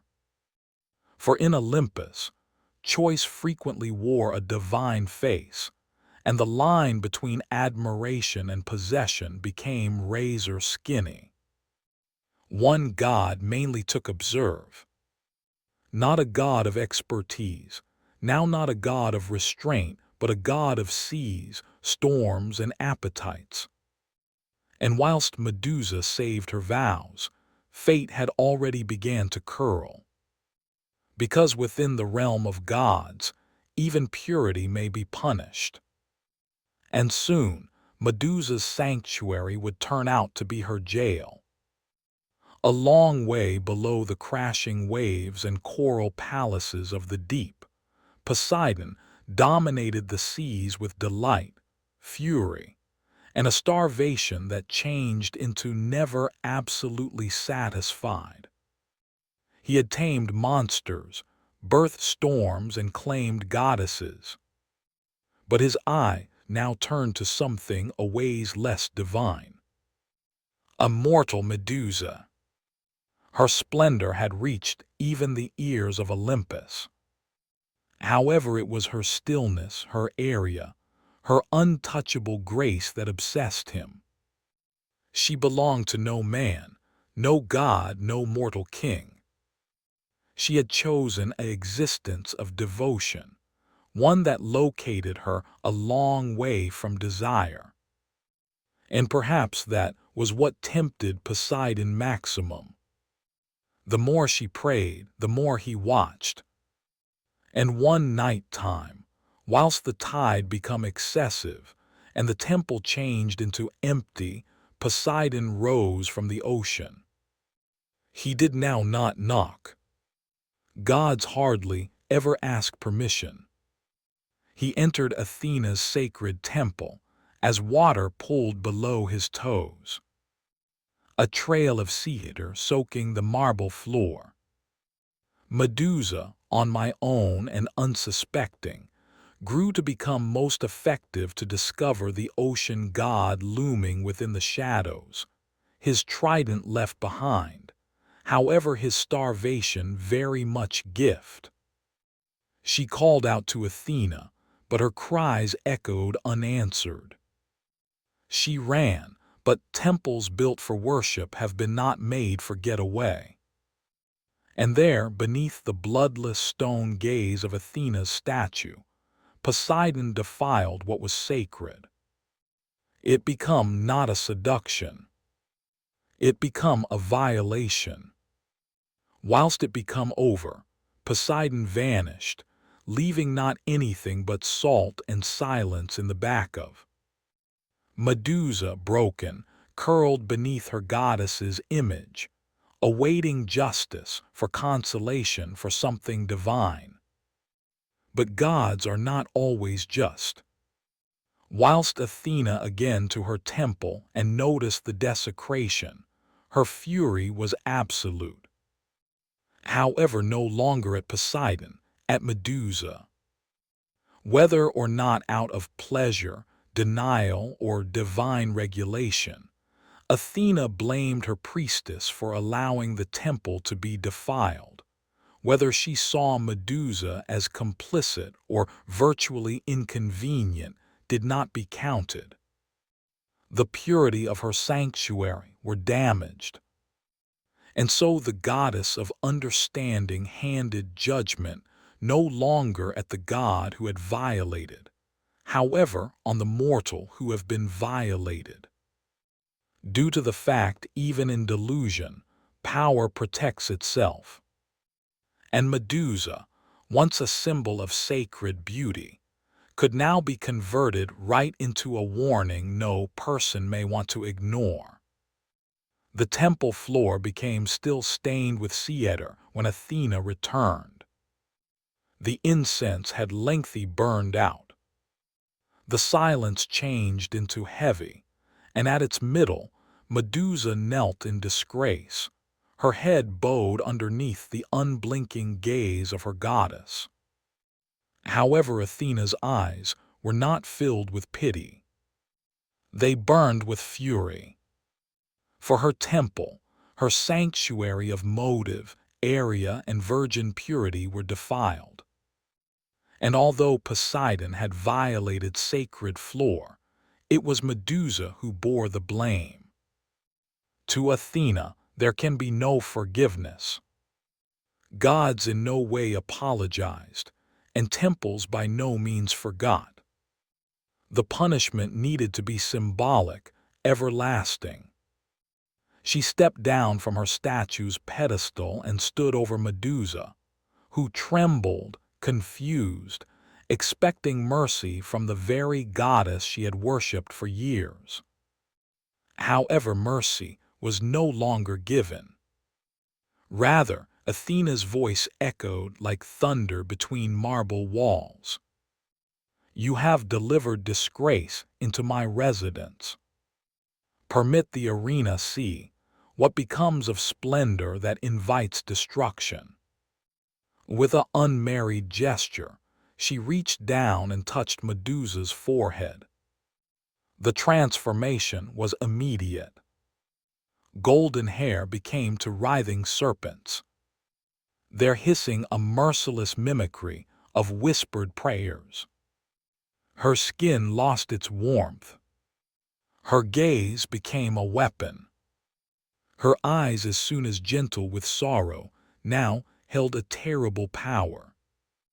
Everyone who looked into them would flip to stone.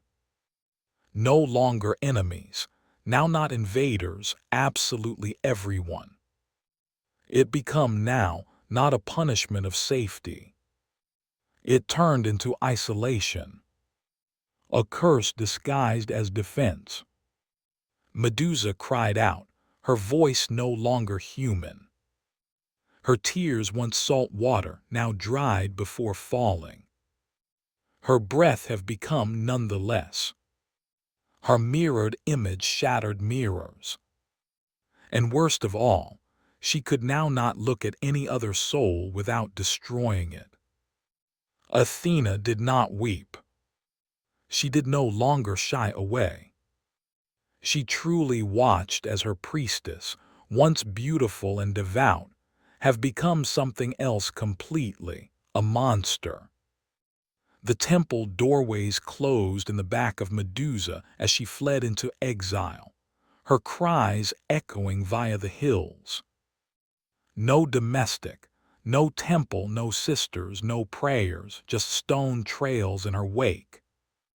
And from the cliffs of Olympus, Athena back to her throne unmoved. For within the eyes of the gods, punishment need now not be truthful, only lasting, and Medusa's face might closing longer than memory. Banished from temple and town, Medusa wandered into the desert, on my own, cursed and feared. Her steps carved a path of stone across the land. Each unintended glance at a passing creature, turning it to useless marble. Birds mid-flight, deer in the brush, even insects that dared meet her gaze, frozen forever in silence. She sought refuge in which no guide could comply with, inside the remote lands beyond rivers and damage to a bleak, windswept island at the brink of the arena, a place untouched via gods or mortals. There she constructed no refuge. What use changed into a roof, while the stars offered no consolation? What use had been partitions when her enemies had as soon as been her protectors? The cave she entered was already one too full of statues, long-forgotten warriors, beasts, or perhaps even fellow wanderers who met her eyes for a second too long. And so started her 2D existence, no longer as a priestess, however as a pariah. Medusa now not wept. Tears belonged to the lady she as soon as changed into. The female who believed in justice, who presented incense to Athena, who concept love could be earned via loyalty. That female had died at the temple floor. In her location stood something else, not a monster, but a female formed with the aid of betrayal. Her serpents whispered to her in goals, No longer in words, however, in instincts, warnings of intruders, echoes of approaching footsteps. Her hair had ended up her guardians. Her eyes, her curse, her soul, a flickering reminiscence. She commenced carving the walls of her cave with images, faces, arms, the temple she once served. Even her sisters, her recollections have been fading, and stone become all she had left. Every so often, heroes would come, lured by memories of a cursed maiden or tempted by way of the assignment of slaying a beast. They believed she become evil, that by killing her they may upward thrust in glory. But none of them lower back. They underestimated her. Not just her energy, but her pain. And yet, with every dying, Medusa felt less like a victim and greater like the very monster the world imagined. Her humanity had not died, but it turned into fading. And the gods, they had already appeared away. A ways from Medusa's cave, inside the bustling city-states and sacred temples of Greece, her name started out to exchange. Now not spoken in mourning, it exceeded from mouth to mouth like a caution, distorted, retold, and reshaped. Medusa the Gorgon. Medusa the cursed temptress. Medusa, whose gaze turns men to stone. Her past as a dedicated priestess, a mortal girl who served the gods, became buried underneath delusion. In its location rose a monster's story, a creature with serpent hair whose eyes held the wrath of the underworld. They did not inform of Poseidon's violation. They didn't point out Athena's merciless punishment. The gods' roles had been edited out, smoothed over by way of clergymen and poets who favored their gods spotless, and their monsters absolutely marked. Youngsters had been warned to obey their mother, and father or Medusa could come in the night. Squatties carved her photo onto shields, no longer to honor her, however to mock her. Her face became a symbol of worry, a cautionary story, and yet her picture spread. Artists painted her on pottery. Her twisted silhouette danced across mosaics. Her snarling face turned into carved into temple partitions, now not in reverence, but as a weapon used by the very gods who had forged her out. Medusa from exile ought to most effective feel the burden of their words. She didn't ask to end up legend. She didn't ask to be feared. She had genuinely survived. And survival to the ones in strength is threatening. At the mainland, a few whispered of her as greater than a monster. Antique women in mountain villages left offerings close to caves, murmuring that Medusa blanketed girls who were hurt. They did not fear her. They pied her. They known as her father or mother of the wronged. But these voices have been tender, and the roar of hero myths drowned them out. Medusa remained hidden, unaware of how deeply her name had cut up. Monster to a few, martyr to others. What she did recognize become this. No matter how a ways she concealed, they could preserve coming. Men with swords and shining armor. Men who notion killing her meant glory. Guys who had by no means cared who she become, best what she had emerged as. And somewhere, a new challenger turned into already being born. a boy who would grow into a person, a hero, and her final vacationer. While Medusa lived in exile, her legend spreading like wildfire. A boy named Perseus became born to a distinct sort of silence, a jail of prophecy. His mom, Danaer, were locked away in a bronze tower by using her father, King Acreus, determined to stop a prophecy that her son would in the future reason his dying. But the gods do not admire mortal locks. Zeus got here to Danae no longer with love, however as golden rain, slipping beyond walls and warnings. From that divine come upon, Perseus become born. When the king located the kid, he dared no longer kill a son of Zeus immediately. So he forged mom and infant into the sea, sealed in a timber chest, a quiet execution wrapped in cowardice. But the sea, ruled via Poseidon, carried them no longer to loss of life, but to refuge. They washed ashore at the island of Serapos, wherein a fisherman took them in. Deer raised Perseus in hiding, teaching him energy, humility, and the silence of survival. She never spoke Zeus's call. She in no way told her son what kind of god had sired him. Years exceeded. Perseus grew into a sharp-eyed younger man, smart, sturdy, but untested. After which came the king of Serapos, Pollux.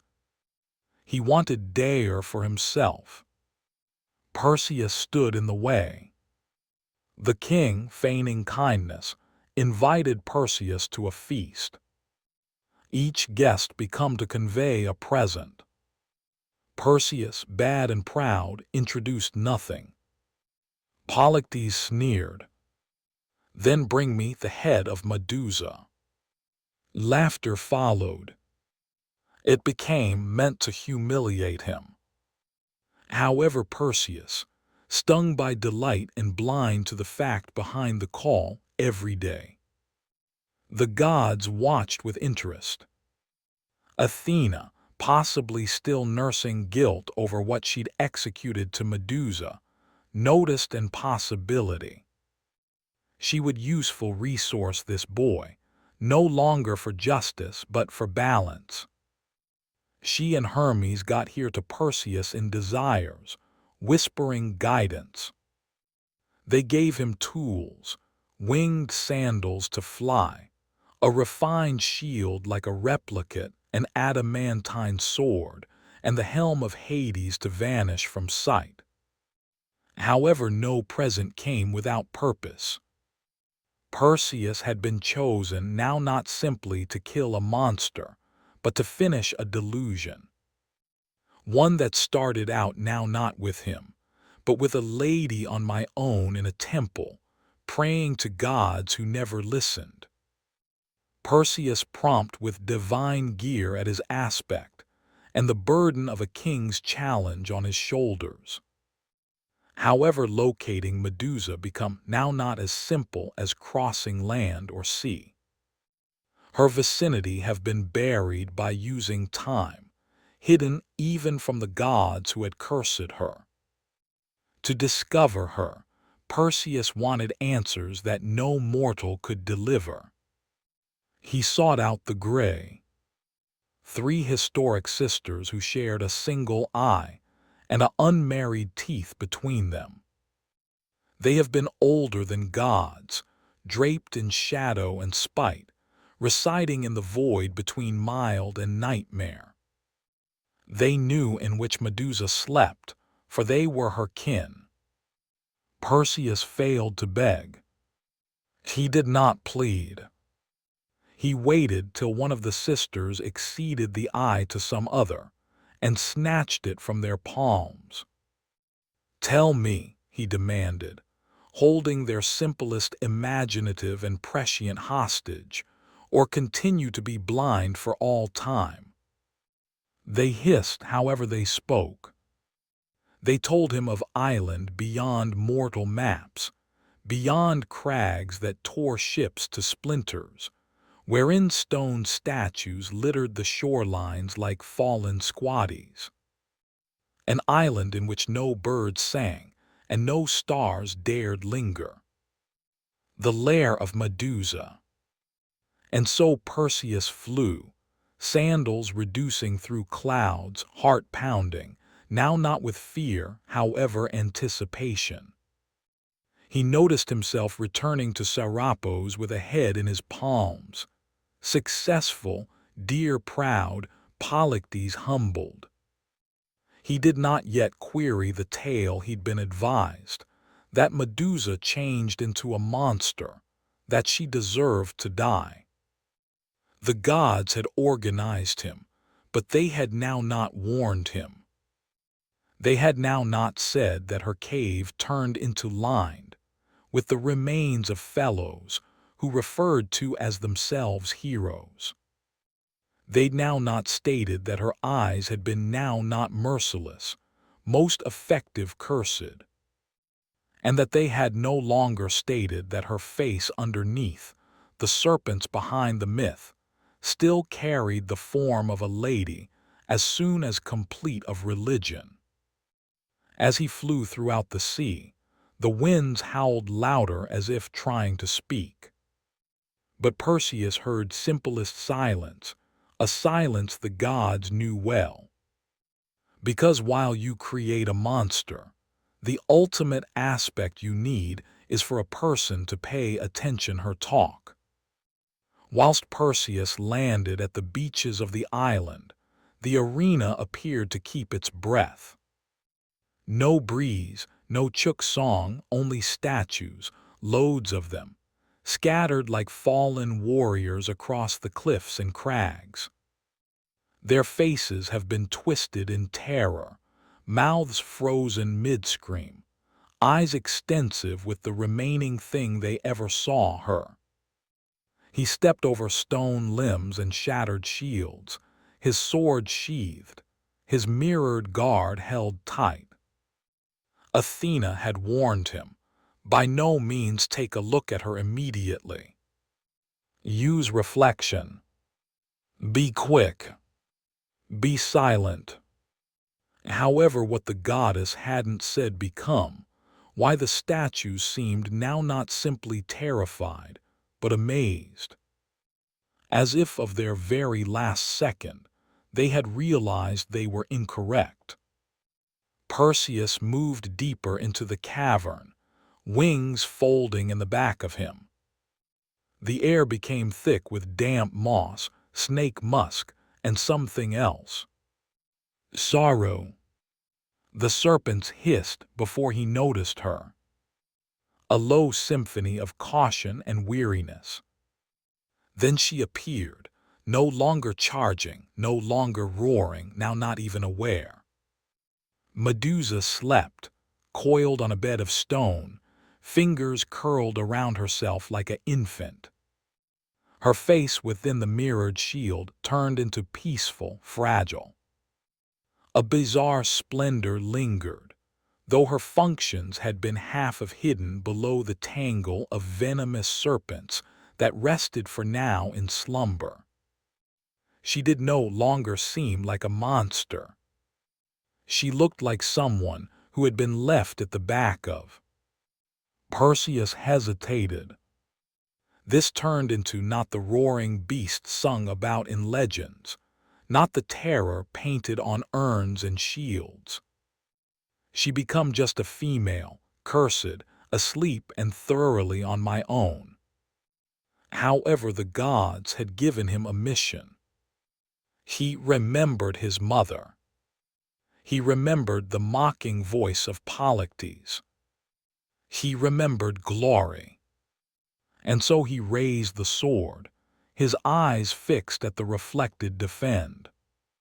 He took one step nearer. A snake lifted its head. Medusa stirred, her eyes fluttered, nonetheless closed. She did now not scream. She did no longer combat. She barely breathed. And in that second, Perseus struck. The blade hissed via the air with a divine part. Silence followed, while her head fell into the satchel lined with bronze scales. The island exhaled. The curse become done. Or so he notion. Because you could kill a frame, but not a story. And Medusa's story turned into just starting. Perseus failed to linger. With Medusa's head sealed in the enchanted satchel, its gaze still robust even in dying, he rose into the sky, sandals beating in opposition to the clouds, but the silence of the island clung to him. Not a silence of victory, something colder. The top still pulsed with quiet strength, though severed. It changed into not useless. The snakes writhed, tongues flickering, sensing the world beyond the bag. Her eyes remained open, unblinking, capable of petrifying whatever that dared peer within. Perseus did not look. He dared no longer. The gods had given him a weapon now, a divine trump card. However, he commenced to experience uneasy sporting it. As he flew across the ocean, creatures of shadow stirred within the waves. For this act, even though heroic in the mortal realm, had woke up old pacts. Medusa's demise had now not long passed overlooked. Deep in the sea, her slayer had disturbed the stability. Poseidon felt it. Athena knew it. The fates wove quietly. And some distance above Olympus, a hurricane began to acquire. Still Perseus pressed on. His thoughts had been consumed with what got here subsequent. He could return to Serapis. He might silence King Polydectes, loose his mother, restore his name. He could be a hero. That's what the testimonies promised. However, the weight of the satchel instructed any other tale. He remembered the mirrored guard and the face he'd seen. She hadn't tangled up. She hadn't lunged. She'd been napping. Turned into that honestly a monster. Or had he killed a warning wrapped in false impression? He'd driven the notion aside. The gods had guided him, hadn't they? However, because the wind howled louder, Perseus noticed something atypical. The pinnacle turned into humming. No longer a legitimate, but a sensation. As if it still remembered the arena, as though the soul of Medusa, cursed, betrayed, mutilated, nonetheless appeared outward, still conscious, still waiting. And although Perseus might move on to slay monsters, rescue maidens, and carve his name into the stars, he would never again sleep soundly. Due to the fact once in a while, at night time, he swore he heard the faint rattle of snakes beneath his mattress roll. And once in a while he dreamed not of victory, but of a lady kneeling in a temple, begging the gods to shield her. Perseus returned to Serapis with windswept hair, divine armor, and the top of a legend tucked beneath his cloak. The human beings greeted him with cheers, blind to what lay in the satchel, ignorant of what it had value. But King Polydectes became no fool. He had in no way anticipated the boy to survive. His challenge were a demise sentence wrapped in mockery. So while Perseus strode into the palace, head held high, The king's sneer speedy grew to become to unease. "You added me a gift." Polydectes mocked, looking to keep on to govern. Perseus nodded once. "A token of your request." And with that he opened the satchel. For a short second, Polydectes met the gaze of Medusa. Just a second. It changed into enough. Stone cracked via his skin like frost on glass. His eyes iced overextensive. His final breath became trapped at the back of lips turned to granite. The king, so boastful, so merciless, become now nothing extra than a statue. The room erupted in screams. Couriers fled. A few fell to their knees. Perseus remained silent, his expression unreadable. His mom, Dia, rushed to embrace him, finally loose. And nevertheless, Perseus stated not anything approximately the woman within the cave. To them, Medusa was a monster defeated, a tool used, an impediment conquered. Nobody requested who she have been, however Perseus remembered. The way her body fell, the manner her face inside the mirror had no longer snarled, however pleaded. Nonetheless, the tale unfolded quickly. Songs have been sung, temples raised. Perseus changed into called Gorgon Slayer, champion of the gods, breaker of curses. They etched his name into marble. By no means as soon as carving hers beside it. In his later years, he'd placed Medusa's head on Athena's shield through the goddess's personal command. Her face, as soon as scorned, become now turned outward as a weapon of divine justice. But no longer justice for her, justice for others. Even in loss of life, Medusa served. Even in silence, her power remained. And Perseus, the golden hero, walked beneath that guard for years to come. Every victory gained with the face of the lady he had slain. He become loved. She changed into feared. And neither may want to trade the jobs the gods had written for them. After Perseus's triumph, Athena summoned him to Olympus, now not simply to reward him, however to claim what had usually belonged to her. Now not the sword, nor the sandals, nor the helm of Hades. She wanted the head, the pinnacle of Medusa. Perseus obeyed, providing the satchel without question. And with practiced grace, Athena took the severed head of her former priestess and affixed it to her guard, her aegis, turning it right into a weapon of legend. The Gorgon's face, once radiant, as soon as innocent, now tangled up in frozen rage from the bronze curve of the goddess's arm. Anywhere Athena marched, war observed. Enemies became to stone on the sight of it.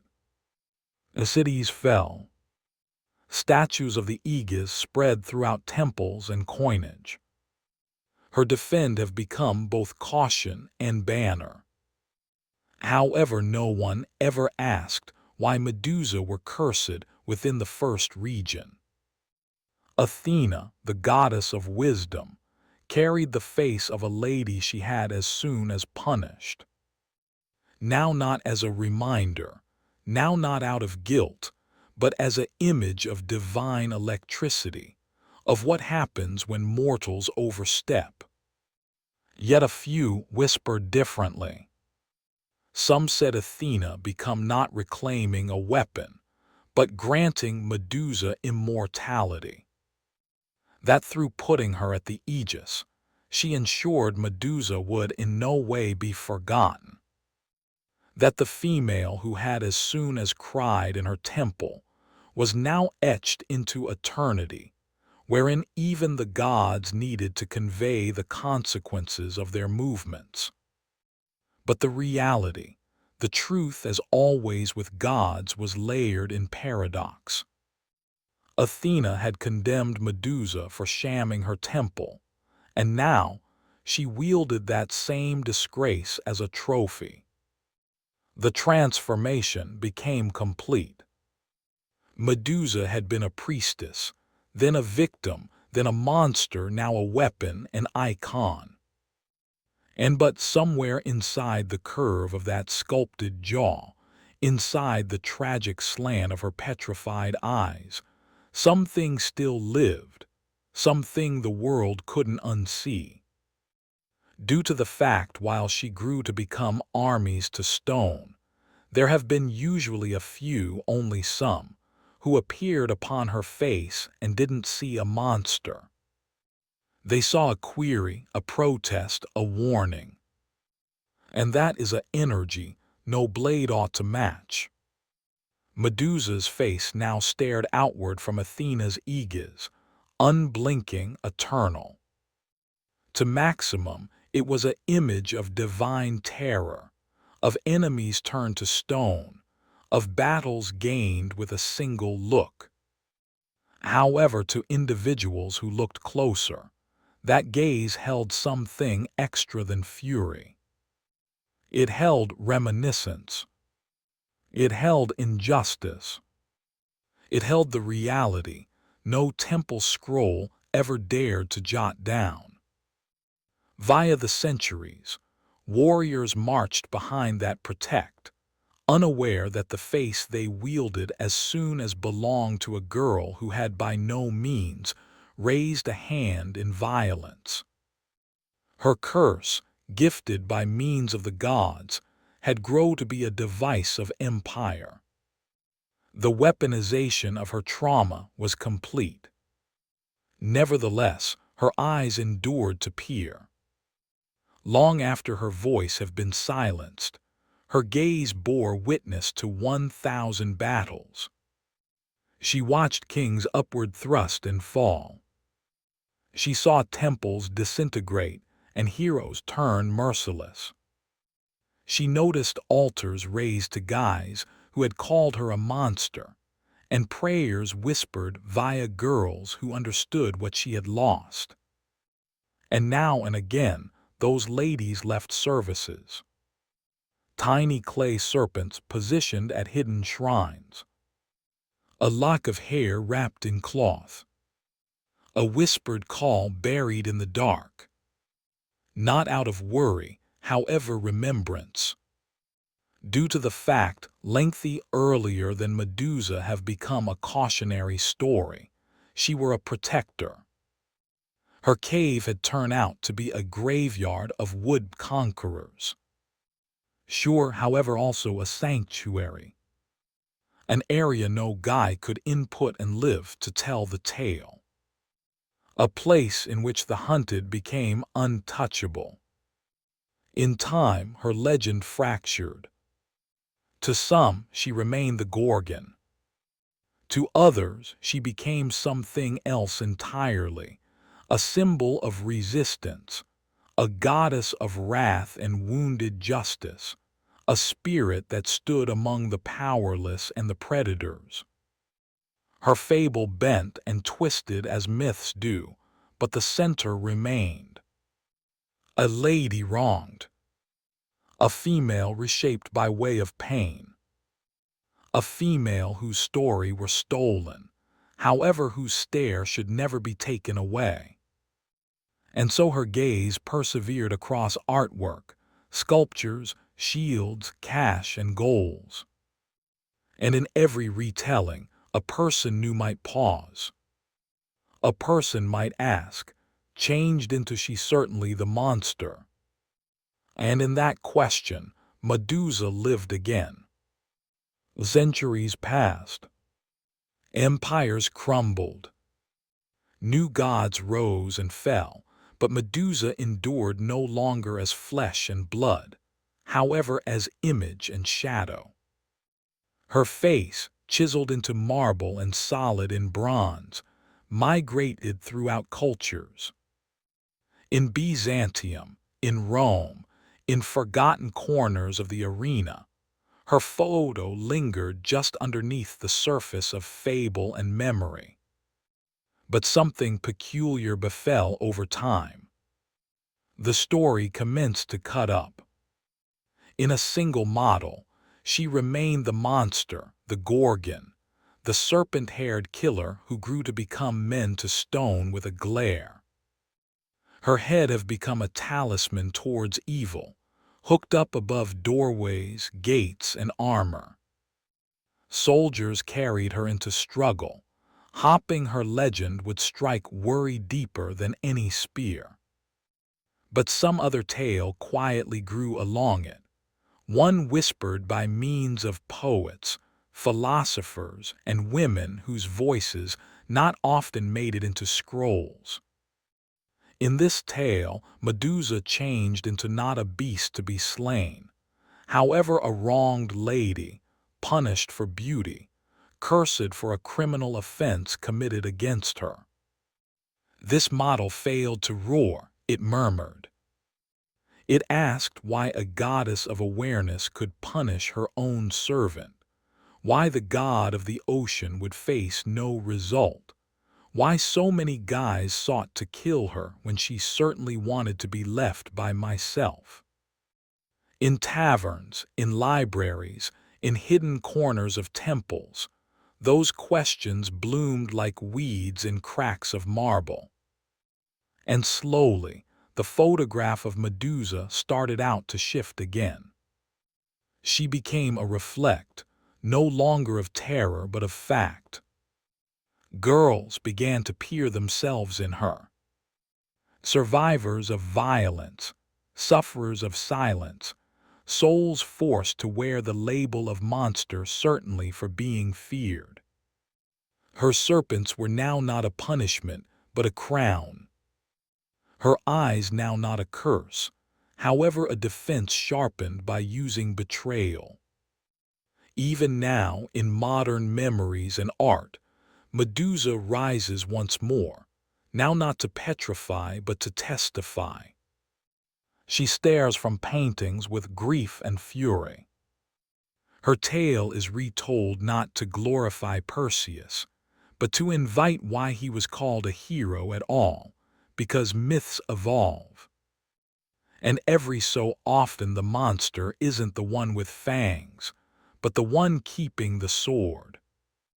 And in each era that dares to impeach the vintage story, Medusa blinks simply as soon as and watches them begin to understand.